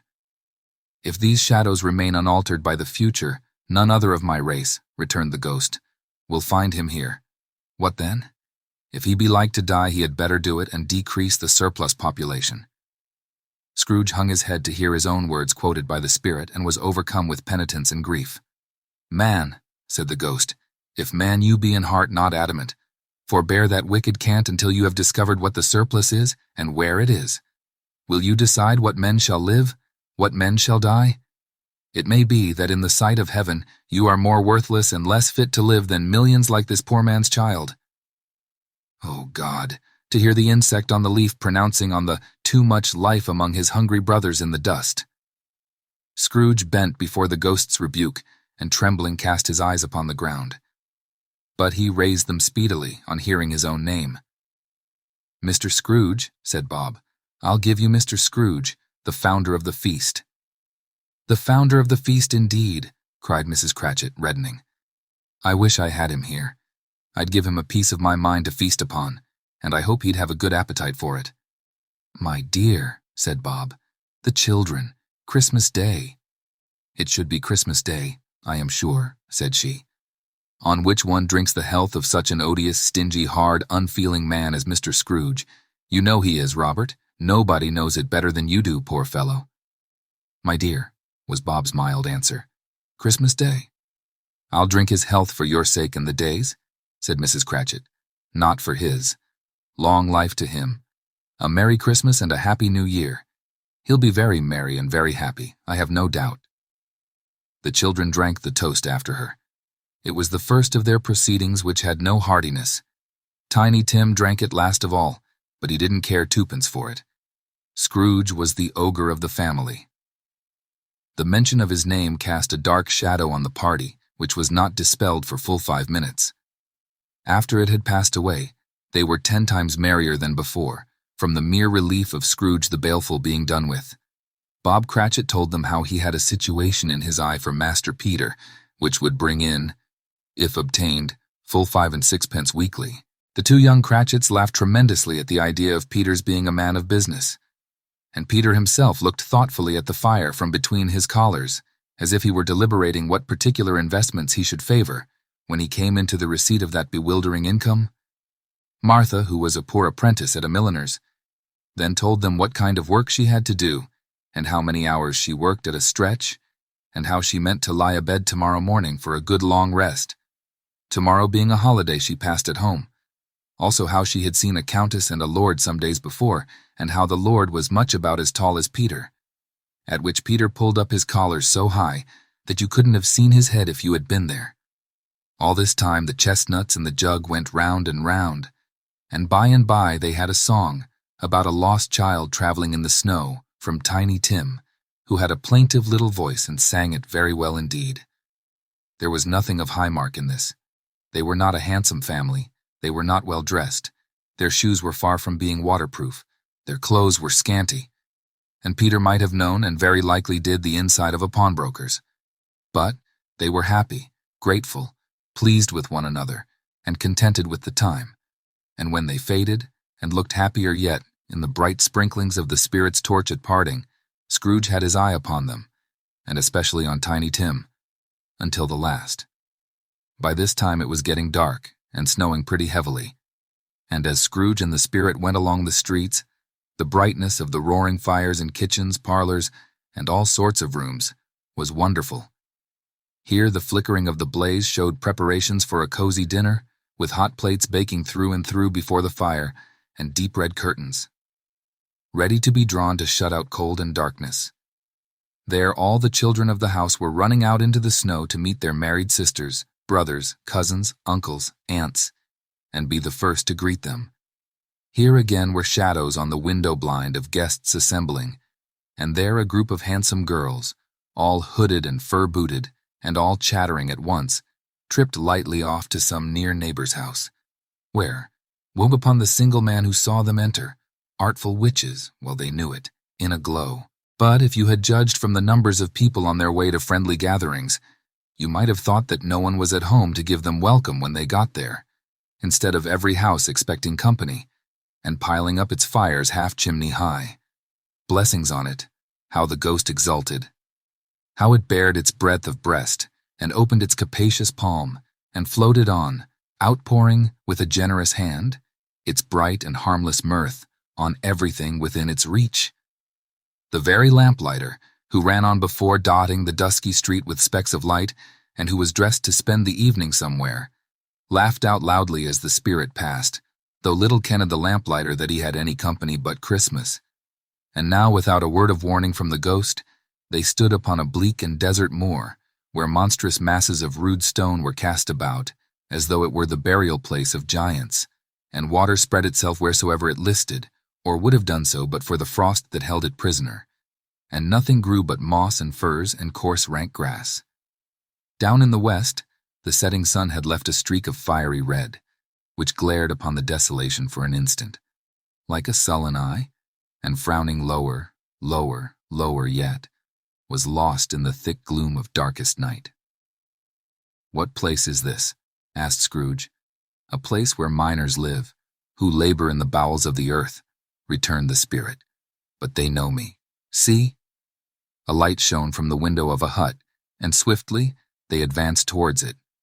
Passing through the wall of mud and stone, they found a cheerful company assembled round a glowing fire. An old man and woman, with their children and their children's children, and another generation beyond that, all decked out gaily in their holiday attire. The old man, in a voice that seldom rose above the howling of the wind upon the barren waste, was singing them a Christmas song. It had been a very old song when he was a boy, and from time to time they all joined in the chorus. So surely as they raised their voices, the old man got quite blithe and loud. And so surely as they stopped, his vigor sank again. The spirit did not tarry here, but bade Scrooge hold his robe, and passing on above the moor, sped. Whither? Not to see? To see? To Scrooge's horror, looking back he saw the last of the land, a frightful range of rocks behind them, and his ears were deafened by the thundering of water, as it rolled and roared and raged among the dreadful caverns it had worn, and fiercely tried to undermine the earth. Built upon a dismal reef of sunken rocks, some league or so from shore, on which the waters chafed and dashed, the wild year through, there stood a solitary lighthouse. Great heaps of seaweed clung to its base, and storm birds, born of the wind one might suppose, as seaweed of the water, rose and fell about it, like the waves they skimmed. But even here, 2 men who watched the light had made a fire that through the loophole in the thick stone wall sheed out a ray of brightness on the awful sea. Joining their horny hands over the rough table at which they sat, they wished each other Merry Christmas in their can of grog. And one of them, the elder too, with his face all damaged and scarred with hard weather, as the figurehead of an old ship might be, struck up a sturdy song that was like a gale in itself. Again the ghost sped on, above the black and heaving sea, on, until, being far away, as he told Scrooge, from any shore, they lighted on a ship. They stood beside the helmsman at the wheel, the lookout in the bow, the officers who had the watch. Dark, ghostly figures in their several stations. But every man among them hummed a Christmas tune, or had a Christmas thought, or spoke below his breath to his companion of some bygone Christmas day, with homeward hopes belonging to it. And every man on board, waking or sleeping, good or bad, had had a kinder word for another on that day than on any day in the year, and had shared to some extent in its festivities, and had remembered those he cared for at a distance, and had known that they delighted to remember him. It was a great surprise to Scrooge, while listening to the moaning of the wind, and thinking what a solemn thing it was to move on through the lonely darkness over an unknown abyss, whose depths were secrets as profound as death. It was a great surprise to Scrooge, while thus engaged, to hear a hearty laugh. It was a much greater surprise to Scrooge to recognize it as his own nephew's, and to find himself in a bright, dry, gleaming room, with the spirit standing smiling by his side, and looking at that same nephew with approving affability. "Ha ha! Ha!" laughed Scrooge's nephew. "Ha! Ha! Ha!" If you should happen, by any unlikely chance, to know a man more blessed in a laugh than Scrooge's nephew, all I can say is, I should like to know him too. Introduce him to me, and I'll cultivate his acquaintance. It is a fair, even-handed, noble adjustment of things, that while there is infection in disease and sorrow, there is nothing in the world so irresistibly contagious as laughter and good humor. When Scrooge's nephew laughed in this way, holding his sides, rolling his head, and twisting his face into the most extravagant contortions, Scrooge's niece, by marriage, laughed as heartily as he. And their assembled friends, being not a bit behindhand, roared out lustily, "Ha ha ha ha ha ha! He said that Christmas was a humbug, as I live," cried Scrooge's nephew. "He believed it too." "More shame for him, Fred," said Scrooge's niece indignantly. "Bless those women. They never do anything by halves. They are always in earnest." She was very pretty, exceedingly pretty, with a dimpled, surprised-looking capital face, a ripe little mouth that seemed made to be kissed, as no doubt it was. All kinds of good little dots about her chin that melted into one another when she laughed, and the sunniest pair of eyes you ever saw in any little creature's head. Altogether she was what you would have called provoking, you know, but satisfactory too. Oh, perfectly satisfactory. "He's a comical old fellow," said Scrooge's nephew. "That's the truth, and not so pleasant as he might be. However, his offenses carry their own punishment, and I have nothing to say against him." "I'm sure he is very rich, Fred," hinted Scrooge's niece. "At least you always tell me so." "What of that, my dear?" said Scrooge's nephew. "His wealth is of no use to him. He don't do any good with it. He don't make himself comfortable with it. He hasn't the satisfaction of thinking, ha, that he is ever going to benefit us with it." "I have no patience with him," observed Scrooge's niece. Scrooge's niece's sisters and all the other ladies expressed the same opinion. "Oh, I have," said Scrooge's nephew. "I am sorry for him. I couldn't be angry with him if I tried. Who suffers by his ill whims? Himself always. Here, he takes it into his head to dislike us, and he won't come and dine with us. What's the consequence? He don't lose much of a dinner." "Indeed, I think he loses a very good dinner," interrupted Scrooge's niece. Everybody else said the same, and they must be allowed to have been competent judges because they had just had dinner, and, with the dessert upon the table, were clustered round the fire, by lamplight.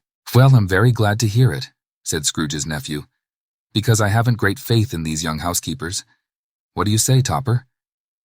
Topper had clearly got his eye upon one of Scrooge's niece's sisters, for he answered that a bachelor was a wretched outcast who had no right to express an opinion on the subject. Whereat Scrooge's niece's sister, the plump one with the lace tucker, not the one with the roses, blushed. "Do go on, Fred," said Scrooge's niece, clapping her hands. "He never finishes what he begins to say. He is such a ridiculous fellow." Scrooge's nephew reveled in another laugh, and as it was impossible to keep the infection off, though the plump sister tried hard to do it with aromatic vinegar, his example was unanimously followed. "I was only going to say," said Scrooge's nephew, "that the consequence of his taking a dislike to us and not making merry with us is, as I think, that he loses some pleasant moments which could do him no harm. I am sure he loses pleasanter companions than he can find in his own thoughts, either in his mouldy old office or his dusty chambers. I mean to give him the same chance every year, whether he likes it or not, for I pity him. He may rail at Christmas till he dies, but he can't help thinking better of it. I defy him, if he finds me going there, in good temper, year after year, and saying, 'Uncle Scrooge, how are you?' If it only puts him in the vein to leave his poor clerk £50, that's something, and I think I shook him yesterday." It was their turn to laugh now at the notion of his shaking Scrooge, but being thoroughly good-natured, and not much caring what they laughed at, so that they laughed at any rate, he encouraged them in their merriment, and passed the bottle joyously. After tea, they had some music, for they were a musical family, and knew what they were about when they sung a glee or catch, I can assure you. Especially Topper, who could growl away in the bass like a good one, and never swell the large veins in his forehead, or get red in the face over it. Scrooge's niece played well upon the harp, and played among other tunes a simple little air, a mere nothing.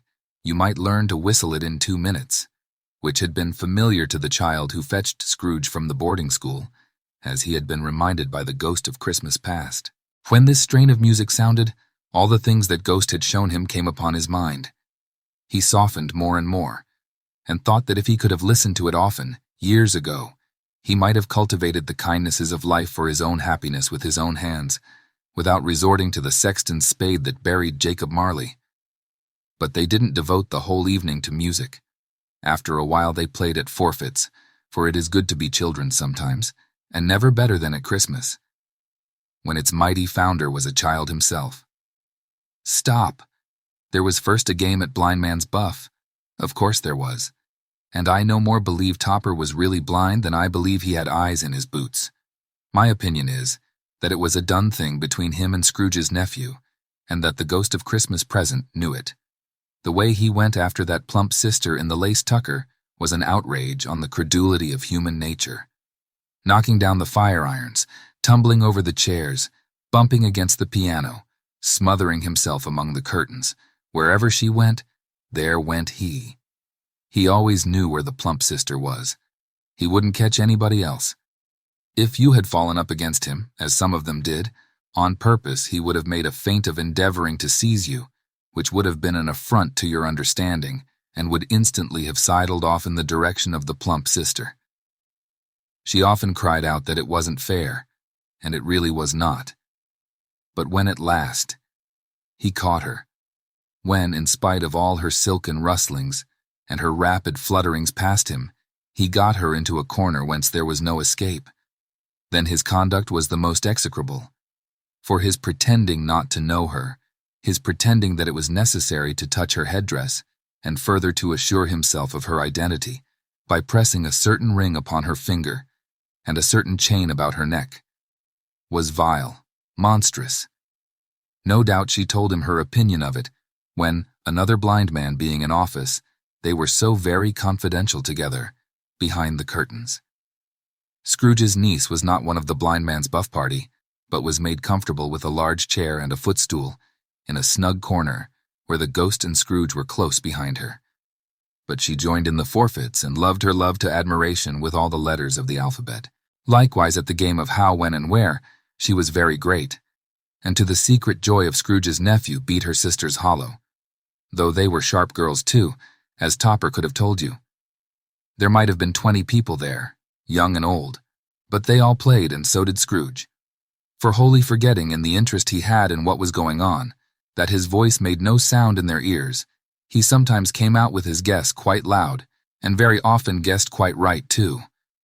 For the sharpest needle, best Whitechapel, warranted not to cut in the eye, was not sharper than Scrooge, blunt as he took it in his head to be. The ghost was greatly pleased to find him in this mood, and looked upon him with such favor, that he begged like a boy to be allowed to stay until the guest departed. But this, the spirit said, could not be done. "Here is a new game," said Scrooge. "1 half-hour, spirit, only one." It was a game called Yes and No, where Scrooge's nephew had to think of something, and the rest must find out what, he only answering to their questions yes or no, as the case was. The brisk fire of questioning to which he was exposed elicited from him that he was thinking of an animal.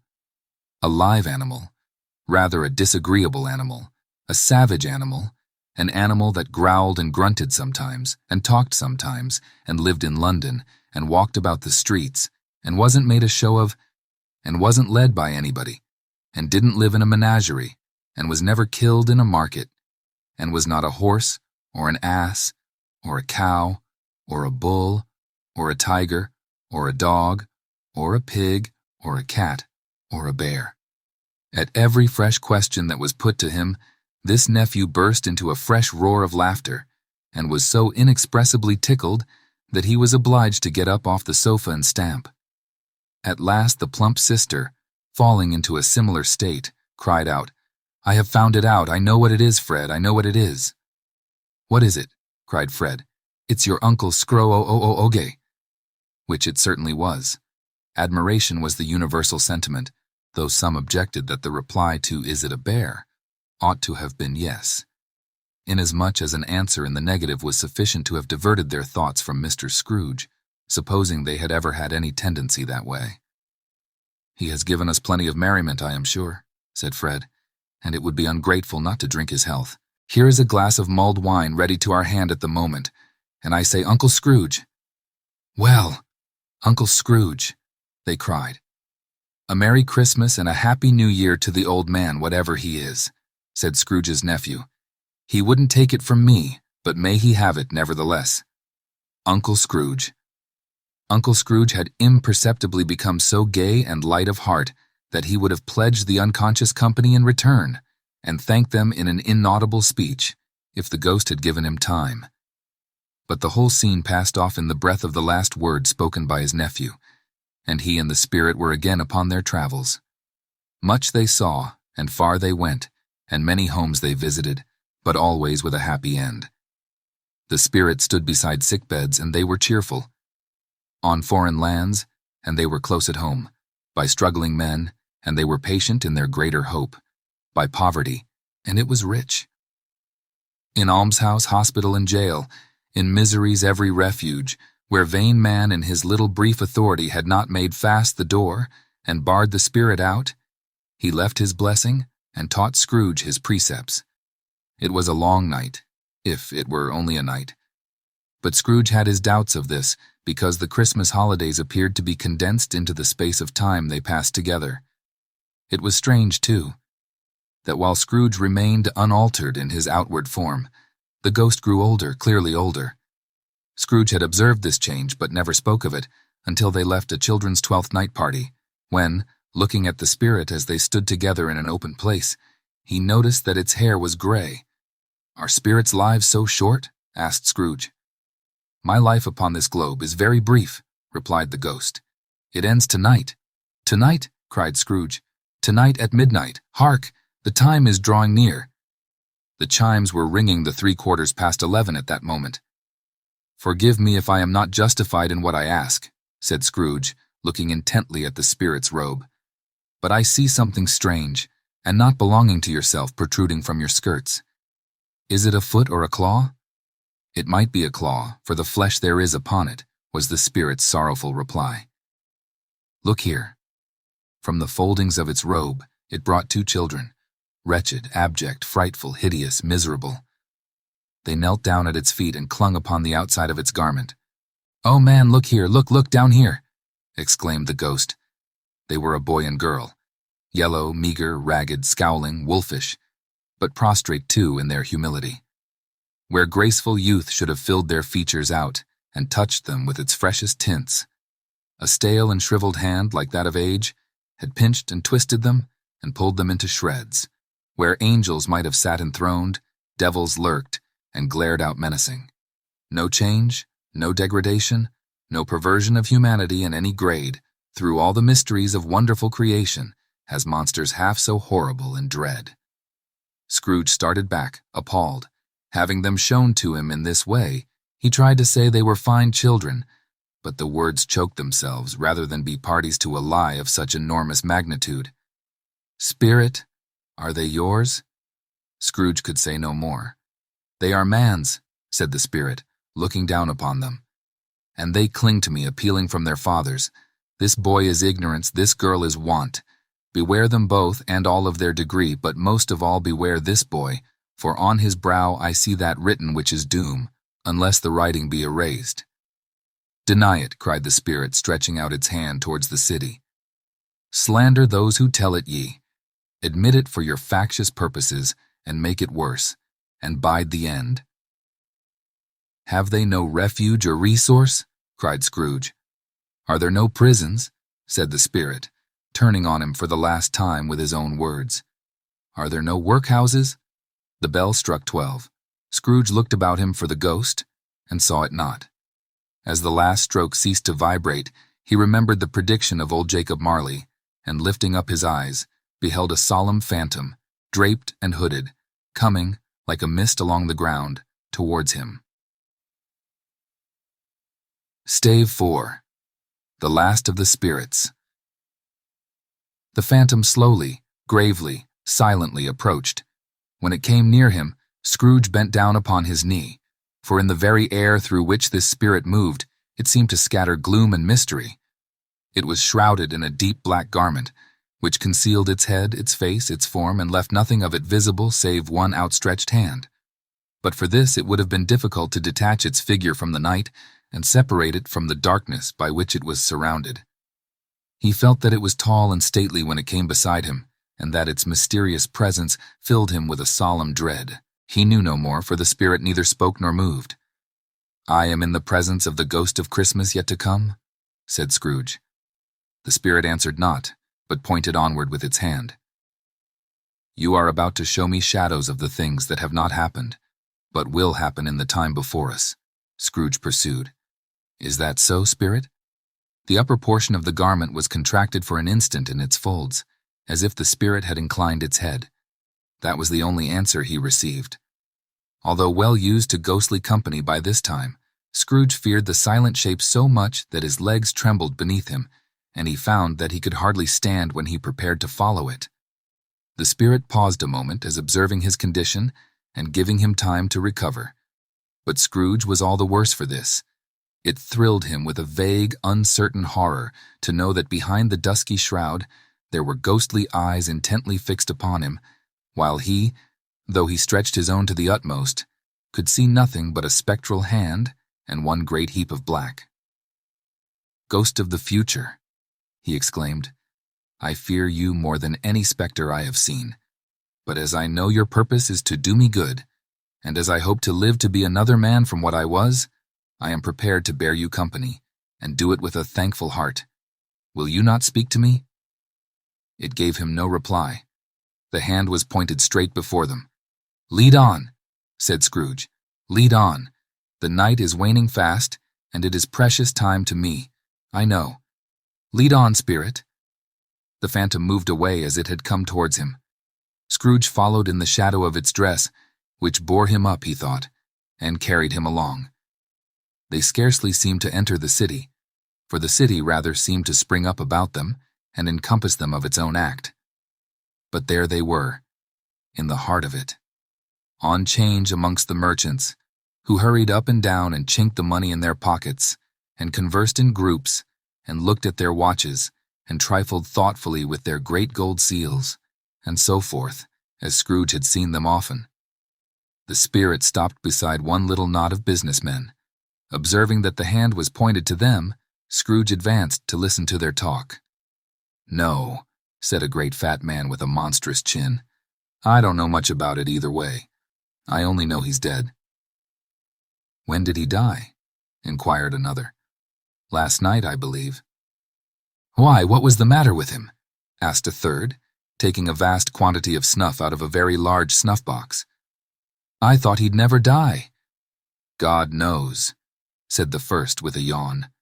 "What has he done with his money?" asked a red-faced gentleman with a pendulous excrescence on the end of his nose that shook like the gills of a turkey-cock. "I haven't heard," said the man with the large chin, yawning again. "Left it to his company, perhaps. He hasn't left it to me. That's all I know." This pleasantry was received with a general laugh. "It's likely to be a very cheap funeral," said the same speaker, "for upon my life I don't know of anybody to go to it. Suppose we make up a party and volunteer." "I don't mind going if a lunch is provided," observed the gentleman with the excrescence on his nose. "But I must be fed, if I make one." Another laugh. "Well, I am the most disinterested among you after all," said the first speaker, "for I never wear black gloves and I never eat lunch. But I'll offer to go if anybody else will. When I come to think of it, I'm not at all sure that I wasn't his most particular friend, for we used to stop and speak whenever we met. Bye-bye." Speakers and listeners strolled away and mixed with other groups. Scrooge knew the men, and looked towards the spirit for an explanation. The phantom glided on into a street. Its finger pointed to two persons meeting. Scrooge listened again, thinking that the explanation might lie here. He knew these men, also, perfectly. They were men of business, very wealthy and of great importance. He had made a point always of standing well in their esteem, in a business point of view, that is, strictly in a business point of view. "How are you?" said one. "How are you?" returned the other. "Well," said the first, "Old Scratch has got his own at last, hey?" "So I am told," returned the second. "Cold, isn't it?" "Seasonable for Christmas time. You're not a skater, I suppose?" No. Something else to think of." "Good morning." Not another word. That was their meeting, their conversation, and their parting. Scrooge was at first inclined to be surprised that the spirit should attach importance to conversations apparently so trivial, but feeling assured that they must have some hidden purpose, he set himself to consider what it was likely to be. They could scarcely be supposed to have any bearing on the death of Jacob, his old partner, for that was past, and this ghost's province was the future. Nor could he think of anyone immediately connected with himself to whom he could apply them, but nothing doubting that to whomsoever they applied, they had some latent moral for his own improvement, he resolved to treasure up every word he heard and everything he saw, and especially to observe the shadow of himself when it appeared. For he had an expectation that the conduct of his future self would give him the clue he missed, and would render the solution of these riddles easy.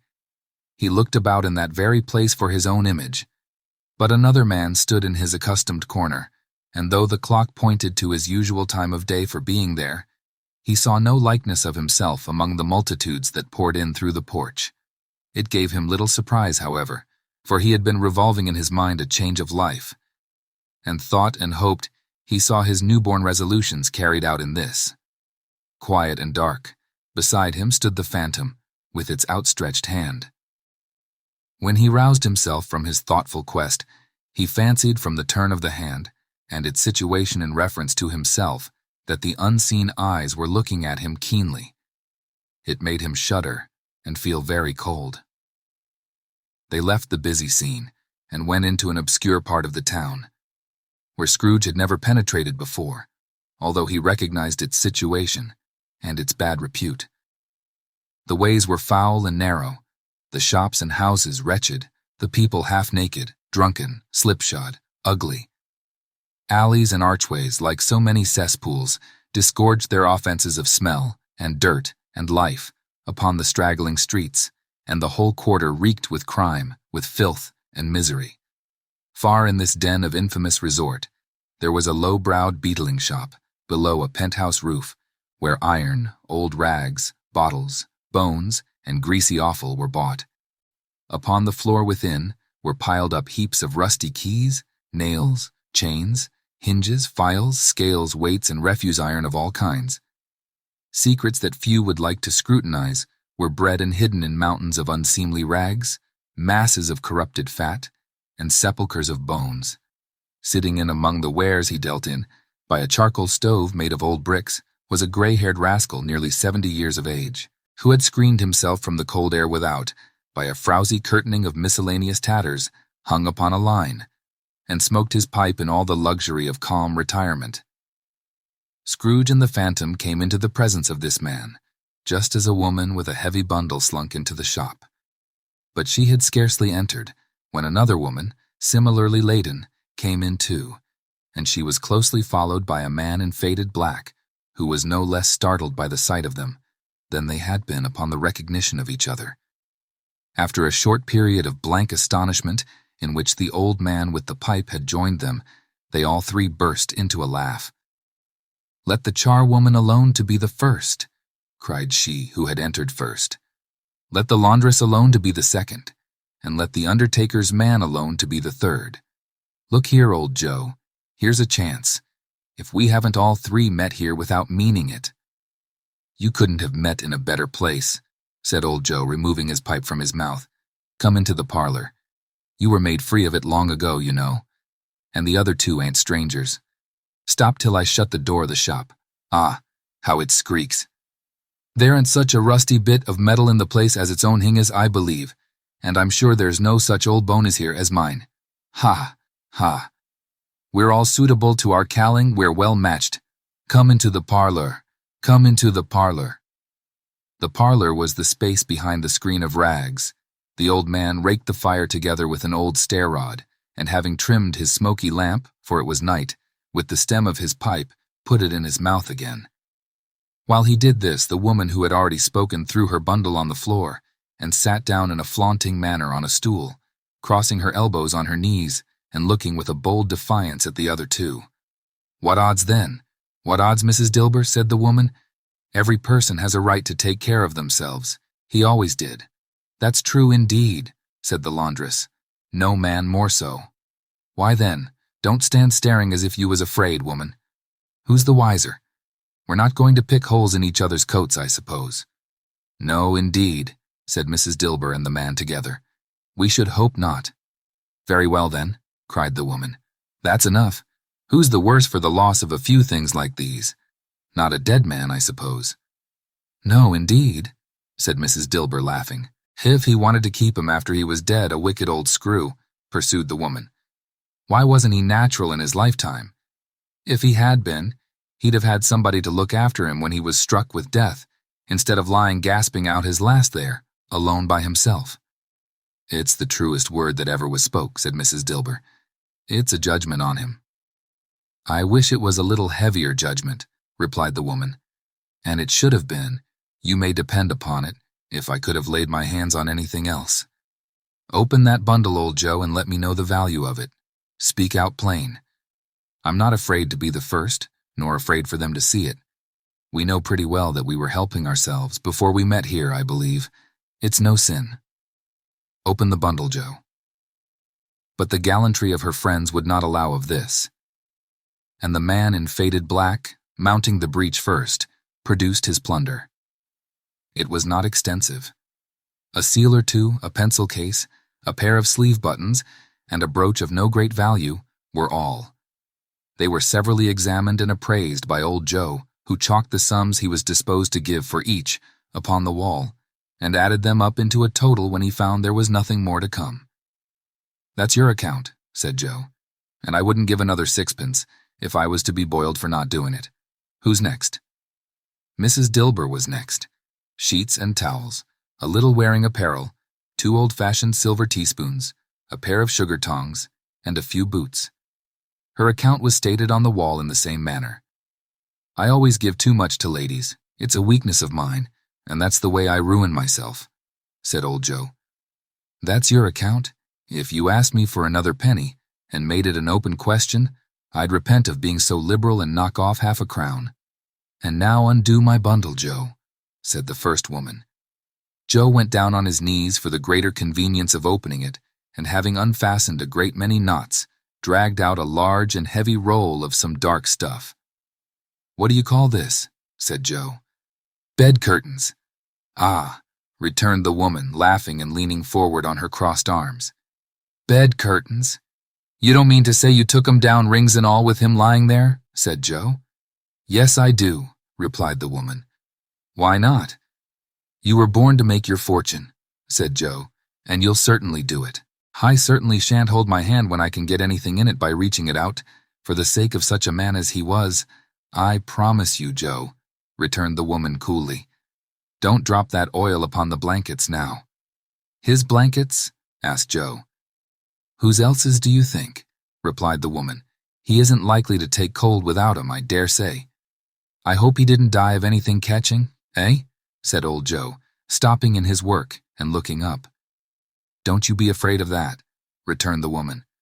"I ain't so fond of his company that I'd loiter about him for such things, if he did. Ah, you may look through that shirt till your eyes ache, but you won't find a hole in it, nor a threadbare place. It's the best he had, and a fine one, too. They'd have wasted it if it hadn't been for me." "What do you call wasting of it?" asked old Joe. "Putting it on him to be buried in, to be sure," replied the woman with a laugh. "Somebody was fool enough to do it, but I took it off again. If calico ain't good enough for such a purpose, it isn't good enough for anything. It's quite as becoming to the body. He can't look uglier than he did in that one." Scrooge listened to this dialogue in horror, as they sat grouped about their spoil. In the scanty light afforded by the old man's lamp, he viewed them with a detestation and disgust, which could hardly have been greater, though they had been obscene demons marketing the corpse itself. "Ha ha ha!" laughed the same woman, when old Joe, producing a flannel bag with money in it, told out their several gains upon the ground. "This is the end of it, you see. He frightened everyone away from him when he was alive to profit us when he was dead." "Ha ha ha! Spirit," said Scrooge, shuddering from head to foot. I see. The case of this unhappy man might be my own. My life tends that way now. Merciful heaven, what is this?" He recoiled in terror, for the scene had changed, and now he almost touched a bed. A bare, uncurtained bed, on which, beneath a ragged sheet, there lay a something covered up, which, though it was dumb, announced itself in awful language. The room was very dark, too dark to be observed with any accuracy, though Scrooge glanced round it in obedience to a secret impulse, anxious to know what kind of room it was. A pale light, rising in the outer air, fell straight upon the bed, and on it, plundered and bereft, unwatched, unwept, uncared for, was the body of this man. Scrooge glanced towards the phantom. Its steady hand was pointed to the head. The cover was so carelessly adjusted that the slightest raising of it, the motion of a finger upon Scrooge's part, would have disclosed the face. He thought of it, felt how easy it would be to do, and longed to do it, but had no more power to withdraw the veil than to dismiss the spectre at his side. "O cold, cold, rigid, dreadful death, set up thine altar here, and dress it with such terrors as thou hast at thy command, for this is thy dominion. But of the loved, revered, and honored head, thou canst not turn one hair to thy dread purposes, or make one feature odious. It is not that the hand is heavy, and will fall down when released. It is not that the heart and pulse are still, but that the hand was open, generous and true, the heart brave, warm, and tender, and the pulse a man's. Strike, shadow, strike, and see his good deeds springing from the wound, to sow the world with life immortal." No voice pronounced these words in Scrooge's ears, and yet he heard them when he looked upon the bed. He thought, if this man could be raised up now, what would be his foremost thoughts? Avarice, hard-dealing, griping cares? They have brought him to a rich end, truly. He lay in the dark, empty house with not a man, a woman, or a child, to say that he was kind to me in this or that, and for the memory of one kind word I will be kind to him. A cat was tearing at the door, and there was a sound of gnawing rats beneath the hearthstone.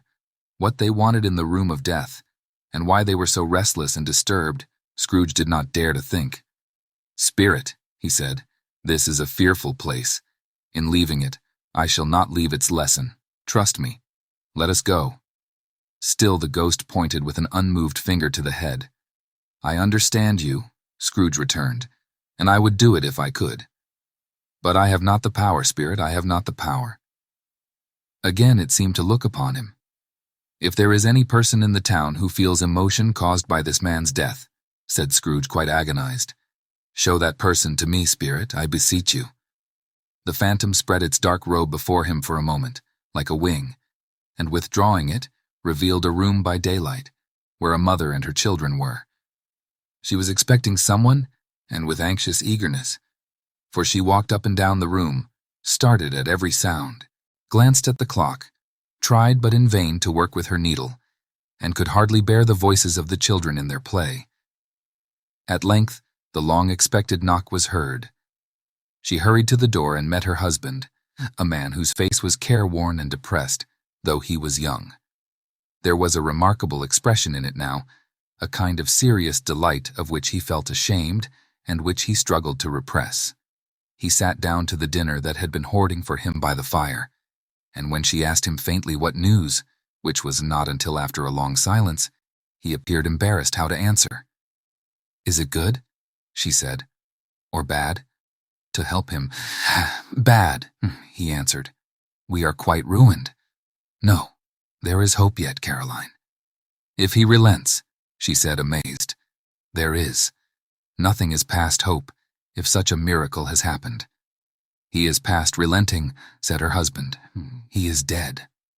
She was a mild and patient creature if her face spoke truth, but she was thankful in her soul to hear it, and she said so with clasped hands. She prayed forgiveness the next moment and was sorry, but the first was the emotion of her heart. "What the half-drunken woman whom I told you of last night said to me, when I tried to see him and obtain a week's delay, and what I thought was a mere excuse to avoid me, turns out to have been quite true. He was not only very ill, but dying then. To whom will our debt be transferred? I don't know.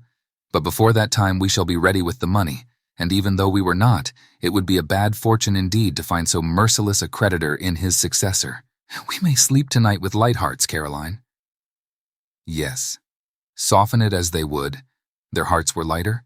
The children's faces, hushed and clustered round to hear what they so little understood, were brighter, and it was a happier house for this man's death. The only emotion that the ghost could show him, caused by the event, was one of pleasure.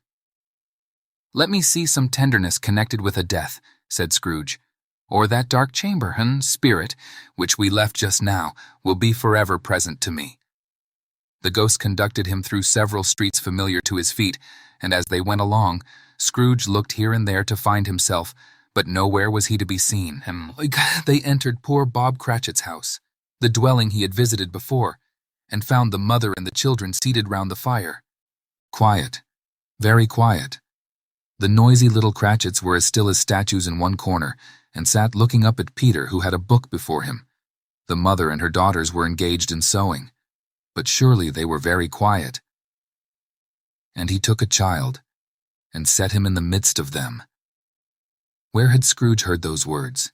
He had not dreamed them. The boy must have read them out as he and the spirit crossed the threshold. Why did he not go on? The mother laid her work upon the table and put her hand up to her face. "The color hurts my eyes," she said. "The color. Ah, poor Tiny Tim." "They're better now again," said Cratchit's wife. "It makes them weak by candlelight, and I wouldn't show weak eyes to your father when he comes home, for the world. It must be near his time." "Past it, rather," Peter answered, shutting up his book. "But I think he has walked a little slower than he used, these few last evenings, Mother." They were very quiet again. At last she said, and in a steady, cheerful voice that only faltered once, I have known him walk with Tiny Tim upon his shoulder, very fast indeed." "And so have I," cried Peter. "Often." "And so have I," exclaimed another. So had all. "But he was very light to carry," she resumed, intent upon her work, "and his father loved him so that it was no trouble, and there is your father at the door." She hurried out to meet him, and little Bob in his comforter, he had need of it, poor fellow, came in. His tea was ready for him on the hob, and they all tried who should help him to it most. Then the two young Cratchits got upon his knees and laid, each child a little cheek against his face, as if they said, "Don't mind it, Father. Don't be grieved." Bob was very cheerful with them, and spoke pleasantly to all the family. He looked at the work upon the table and praised the industry and speed of Mrs. Cratchit and the girls. They would be done long before Sunday, he said. "Sunday? You went today then, Robert?" said his wife. "Yes, my dear," returned Bob. "I wish you could have gone. It would have done you good to see how green a place it is, but you'll see it often. I promised him that I would walk there on a Sunday." "My little child," cried Bob. "My little child." He broke down all at once. He couldn't help it. If he could have helped it, he and his child would have been farther apart perhaps than they were. He left the room and went upstairs into the room above, which was lighted cheerfully and hung with Christmas.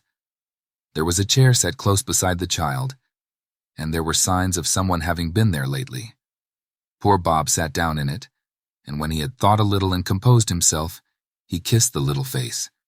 He was reconciled to what had happened, and went down again quite happy. They drew about the fire and talked, the girls and mother working still. Bob told them of the extraordinary kindness of Mr. Scrooge's nephew, whom he had scarcely seen but once, and who, meeting him in the street that day, and seeing that he looked just a little down, you know, said Bob, inquired what had happened to distress him. "On which," said Bob, "for he is the pleasantest spoken gentleman you ever heard," I told him. "I am heartily sorry for it, Mr. Cratchit," he said, "and heartily sorry for your good wife." By the by, how he ever knew that, I don't know. "Knew what, my dear?" "Why, that you were a good wife," replied Bob. "Everybody knows that," said Peter. "Very well observed, my boy," cried Bob. "I hope they do." "Heartily sorry," he said, "for your good wife. If I can be of service to you in any way," he said, giving me his card, "that's where I live. Pray come to me." "Now, it wasn't," cried Bob, "for the sake of anything he might be able to do for us, so much as for his kind way, that this was quite delightful. It really seemed as if he had known our Tiny Tim, and felt with us." "I'm sure he's a good soul," said Mrs. Cratchit. "You would be sure of it, my dear," returned Bob. "If you saw and spoke it to him, I shouldn't be at all surprised, mark what I say, if he got Peter a better situation." "Only hear that, Peter," said Mrs. Cratchit. "And then," cried one of the girls, "Peter will be keeping company with someone, and setting up for himself." "Get along with you," retorted Peter, grinning. "It's just as likely as not," said Bob, "one of these days. Though there's plenty of time for that, my dear. But however and whenever we part from one another, I am sure we shall none of us forget poor Tiny Tim. Shall we? Or this first parting that there was among us?" "Never, Father," cried they all. "And I know," said Bob, "I know, my dears, that when we recollect how patient and how mild he was, although he was a little child, we shall not quarrel easily among ourselves, and forget poor Tiny Tim in doing it." "No, never, Father," they all cried again. "I am very happy," said little Bob, "I am very happy." Mrs. Cratchit kissed him, his daughters kissed him, the two young Cratchits kissed him, and Peter and himself shook hands. "Spirit of Tiny Tim, thy childish essence was from God." "Spectre," said Scrooge, "something informs me that our parting moment is at hand. I know it, but I know not how. Tell me what man that was whom we saw lying dead." The Ghost of Christmas. Yet to come conveyed him, as before, though at a different time, he thought. Indeed, there seemed no order in these latter visions, save that they were in the future, into the resorts of business men, but showed him not himself. Indeed, the spirit did not stay for anything, but went straight on as to the end just now desired, until besought by Scrooge to tarry for a moment. "This court," said Scrooge, "through which we hurry now, is where my place of occupation is, and has been for a length of time. I see the house. Let me behold what I shall be in days to come." The spirit stopped. The hand was pointed elsewhere. "The house is yonder," Scrooge exclaimed. "Why do you point away?" The inexorable finger underwent no change. Scrooge hastened to the window of his office and looked in. It was an office still, but not his. The furniture was not the same, and the figure in the chair was not himself. The phantom pointed as before. He joined it once again, and wondering why and whither he had gone, accompanied it until they reached an iron gate. He paused to look round before entering. A churchyard. Here, then. The wretched man whose name he had now to learn lay underneath the ground. It was a worthy place. Walled in by houses, overrun by grass and weeds, the growth of vegetation's death, not life, choked up with too much burying, fat with repleted appetite. A worthy place. The spirit stood among the graves and pointed down to one. He advanced towards it trembling. The phantom was exactly as it had been, but he dreaded that he saw a new meaning in its solemn shape. "Before I draw nearer to that stone to which you point," said Scrooge, "answer me one question. Are these the shadows of the things that will be, or are they shadows of things that may be, only?" Still the ghost pointed downward to the grave by which it stood. "Men's courses will foreshadow certain ends, to which, if persevered in, they must lead," said Scrooge. "But if the courses be departed from, the ends will change. Say it is thus with what you show me." The spirit was immovable as ever. Scrooge crept towards it, trembling as he went, and following the finger, read upon the stone of the neglected grave his own name, Ebenezer Scrooge. The last of the spirits. "Am I that man who lay upon the bed?" he cried upon his knees. The finger pointed from the grave to him, and back again. "No, spirit. Oh, no, no." The finger still was there. "Spirit," he cried, tight clutching at its robe. "Hear me. I am not the man I was. I will not be the man I must have been but for this intercourse. Why show me this, if I am past all hope?" For the first time the hand appeared to shake. "Good spirit," he pursued, as down upon the ground he fell before it. "Your nature intercedes for me and pities me. Assure me that I yet may change these shadows you have shown me, by an altered life." The kind hand trembled. "I will honor Christmas in my heart, and try to keep it all the year. I will live in the past, the present, and the future. The spirits of all three shall strive within me. I will not shut out the lessons that they teach. Oh, tell me I may sponge away the writing on this stone." In his agony he caught the spectral hand. It sought to free itself, but he was strong in his entreaty, and detained it. The spirit, stronger yet, repulsed him. Holding up his hands in a last prayer to have his fate reversed, he saw an alteration in the phantom's hood and dress. It shrunk, collapsed, and dwindled down into a bedpost. Stave 5. The end of it? Yes, and the bedpost was his own. The bed was his own, the room was his own. Best and happiest of all, the time before him was his own, to make amends in. "I will live in the past, the present, and the future," Scrooge repeated as he scrambled out of bed. "The spirits of all three shall strive within me. Oh, Jacob Marley! Heaven and the Christmas time be praised for this. I say it on my knees, old Jacob, on my knees." He was so fluttered and so glowing with his good intentions that his broken voice would scarcely answer to his call.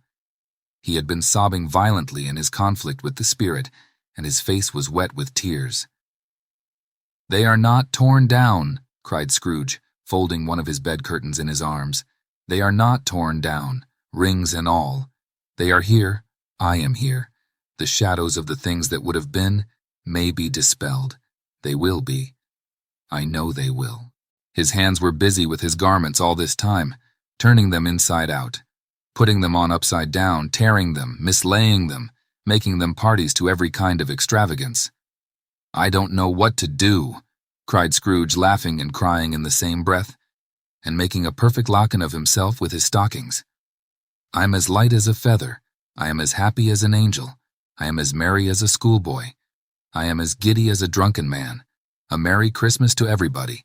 A Happy New Year to all the world. Hallo here! Whoop! Hello!" He had frisked into the sitting room, and was now standing there, perfectly winded. "There's the saucepan that the gruel was in," cried Scrooge, starting off again and going round the fireplace. "There's the door by which the ghost of Jacob Marley entered. There's the corner where the ghost of Christmas present sat. There's the window where I saw the wandering spirits. It's all right.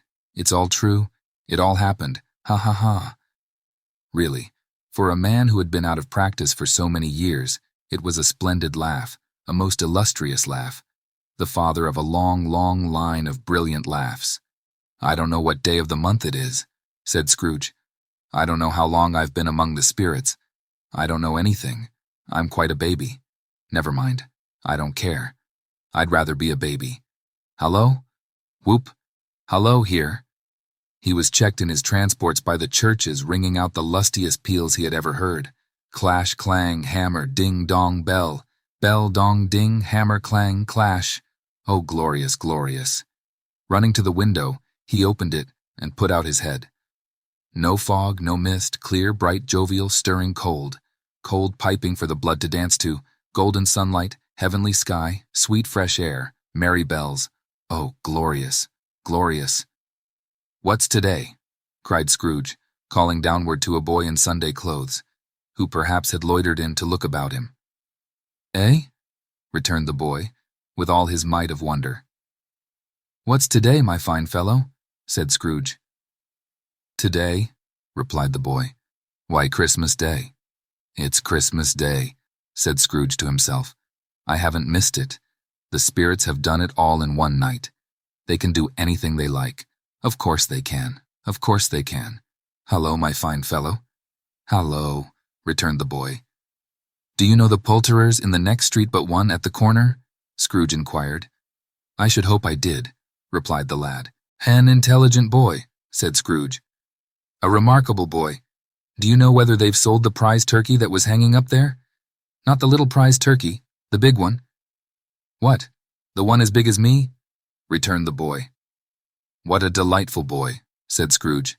"It's a pleasure to talk to him. Yes, my buck." "It's hanging there now," replied the boy. "Is it?" said Scrooge. "Go and buy it." "Walker!" exclaimed the boy. "No, no," said Scrooge. "I am in earnest. Go and buy it, and tell him to bring it here, that I may give them the direction where to take it. Come back with the man, and I'll give you a shilling. Come back with him in less than 5 minutes, and I'll give you half a crown." The boy was off like a shot. He must have had a steady hand at a trigger who could have got a shot off half so fast. "I'll send it to Bob Cratchit's," whispered Scrooge, rubbing his hands and splitting with a laugh. "He shan't know who sends it. It's twice the size of Tiny Tim. Joe Miller never made such a joke as sending it to Bob's will be." The hand in which he wrote the address was not a steady one, but write it he did, somehow, and went downstairs to open the street door, ready for the coming of the poulterer's man. As he stood there waiting his arrival, the knocker caught his eye. "I shall love it as long as I live," cried Scrooge, patting it with his hand. "I scarcely ever looked at it before. What an honest expression it has in its face. It's a wonderful knocker. Here's the turkey. Hallo, whoop, how are you? Merry Christmas." It was a turkey. He never could have stood upon his legs, that bird. He would have snapped 'em short off in a minute like sticks of sealing wax. "Why, it's impossible to carry that to Camden Town," said Scrooge. "You must have a cab." The chuckle with which he said this, and the chuckle with which he paid for the turkey, and the chuckle with which he paid for the cab, and the chuckle with which he recompensed the boy, were only to be exceeded by the chuckle with which he sat down breathless in his chair again, and chuckled till he cried. Shaving was not an easy task, for his hand continued to shake very much, and shaving requires attention even when you don't dance while you're at it. But if he had cut the end of his nose off, he would have put a piece of sticking plaster over it, and been quite satisfied. He dressed himself all in his best, and at last got out into the streets. The people were by this time pouring forth, as he had seen them with the ghost of Christmas present. And walking with his hands behind him, Scrooge regarded everyone with a delighted smile. He looked so irresistibly pleasant, in a word, that 3 or 4 good-humored fellows said, "Good morning, sir, a Merry Christmas to you." And Scrooge said often afterwards that of all the blithe sounds he had ever heard, those were the blithest in his ears. He had not gone far, when coming on towards him, he beheld the portly gentleman who had walked into his counting house the day before, and said, "Scrooge and Marley's, I believe." It sent a pang across his heart to think how this old gentleman would look upon him when they met. But he knew what path lay straight before him, and he took it. "My dear sir," said Scrooge, quickening his pace, and taking the old gentleman by both his hands. "How do you do? I hope you succeeded yesterday. It was very kind of you. A Merry Christmas to you, sir." "Mr. Scrooge?" "Yes," said Scrooge. "That is my name, and I fear it may not be pleasant to you. Allow me to ask your pardon. And will you have the goodness—" Here Scrooge whispered in his ear. "Lord bless me," cried the gentleman as if his breath were taken away. "My dear Mr. Scrooge, are you serious?" "If you please," said Scrooge. "Not a farthing less. A great many back payments are included in it, I assure you. Will you do me that favor?" "My dear sir," said the other, shaking hands with him, "I don't know what to say to such munifi—" "Don't say anything, please," retorted Scrooge. "Come and see me." "Will you come and see me?" "I will," cried the old gentleman, and it was clear he meant to do it. "Thank ye," said Scrooge. "I am much obliged to you. I thank you 50 times. Bless you." He went to church, and walked about the streets, and watched the people hurrying to and fro, and patted children on the head, and questioned beggars, and looked down into the kitchens of houses, and up to the windows, and found that everything could yield him pleasure. He had never dreamed that anything could give him so much happiness. In the afternoon he turned his steps towards his nephew's house. He passed the door a dozen times before he had the courage to go up and knock, but he made a dash, and did it. "Is your master at home, my dear?" said Scrooge to the girl. "Nice girl, very." "Yes, sir." "Where is he, my love?" said Scrooge. "He's in the dining room, sir, along with mistress. I'll show you upstairs, if you please." "Thankee. He knows me," said Scrooge, with his hand already on the dining room lock. "I'll go in here, my dear." He turned it gently, and sidled his face in, round the door. They were looking at the table, which was spread out in great array, for these young housekeepers are always nervous on such points, and like to see that everything is right. "Fred," said Scrooge. Dear heart alive, how his niece by marriage started. Scrooge had forgotten for the moment about her sitting in the corner with the footstool, or he wouldn't have done it, on any account. "Why, bless my soul," cried Fred. "Who's that?" "It's I, your Uncle Scrooge. I have come to dinner. Will you let me in, Fred?" Let him in. It is a mercy he didn't shake his arm off. He was at home in 5 minutes. Nothing could be heartier. His niece looked just the same. So did Topper when he came. So did the plump sister when she came. So did everyone when they came. Wonderful party, wonderful games, wonderful unanimity, wonderful happiness. But he was early at the office next morning. Oh, he was early there. If he could only be there first and catch Bob Cratchit coming late, that was the thing he had set his heart upon. And he did it. Yes, he did. The clock struck 9. No Bob. 1/4 past, no Bob. He was full 18 minutes and a half behind his time.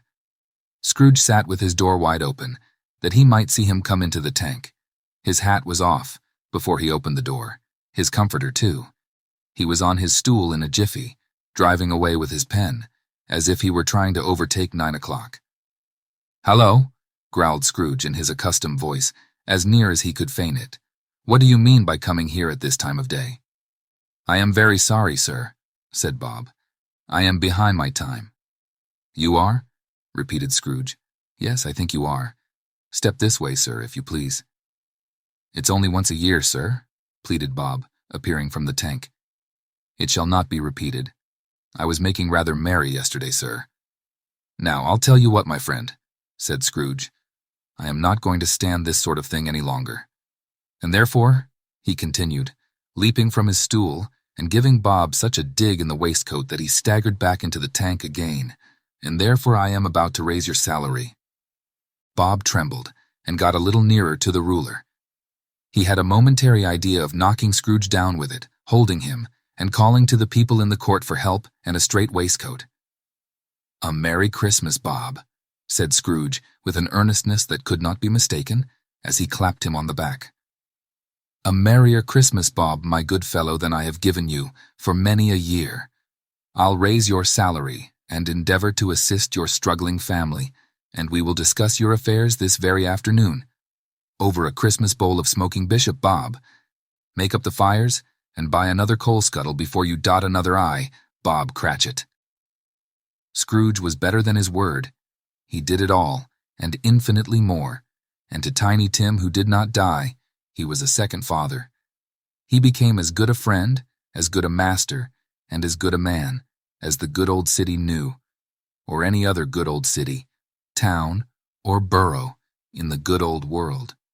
Some people laughed to see the alteration in him, but he let them laugh and little heeded them, for he was wise enough to know that nothing ever happened on this globe for good at which some people did not have their fill of laughter in the outset, and knowing that such as these would be blind anyway, he thought it quite as well that they should wrinkle up their eyes in grins as have the malady in less attractive forms.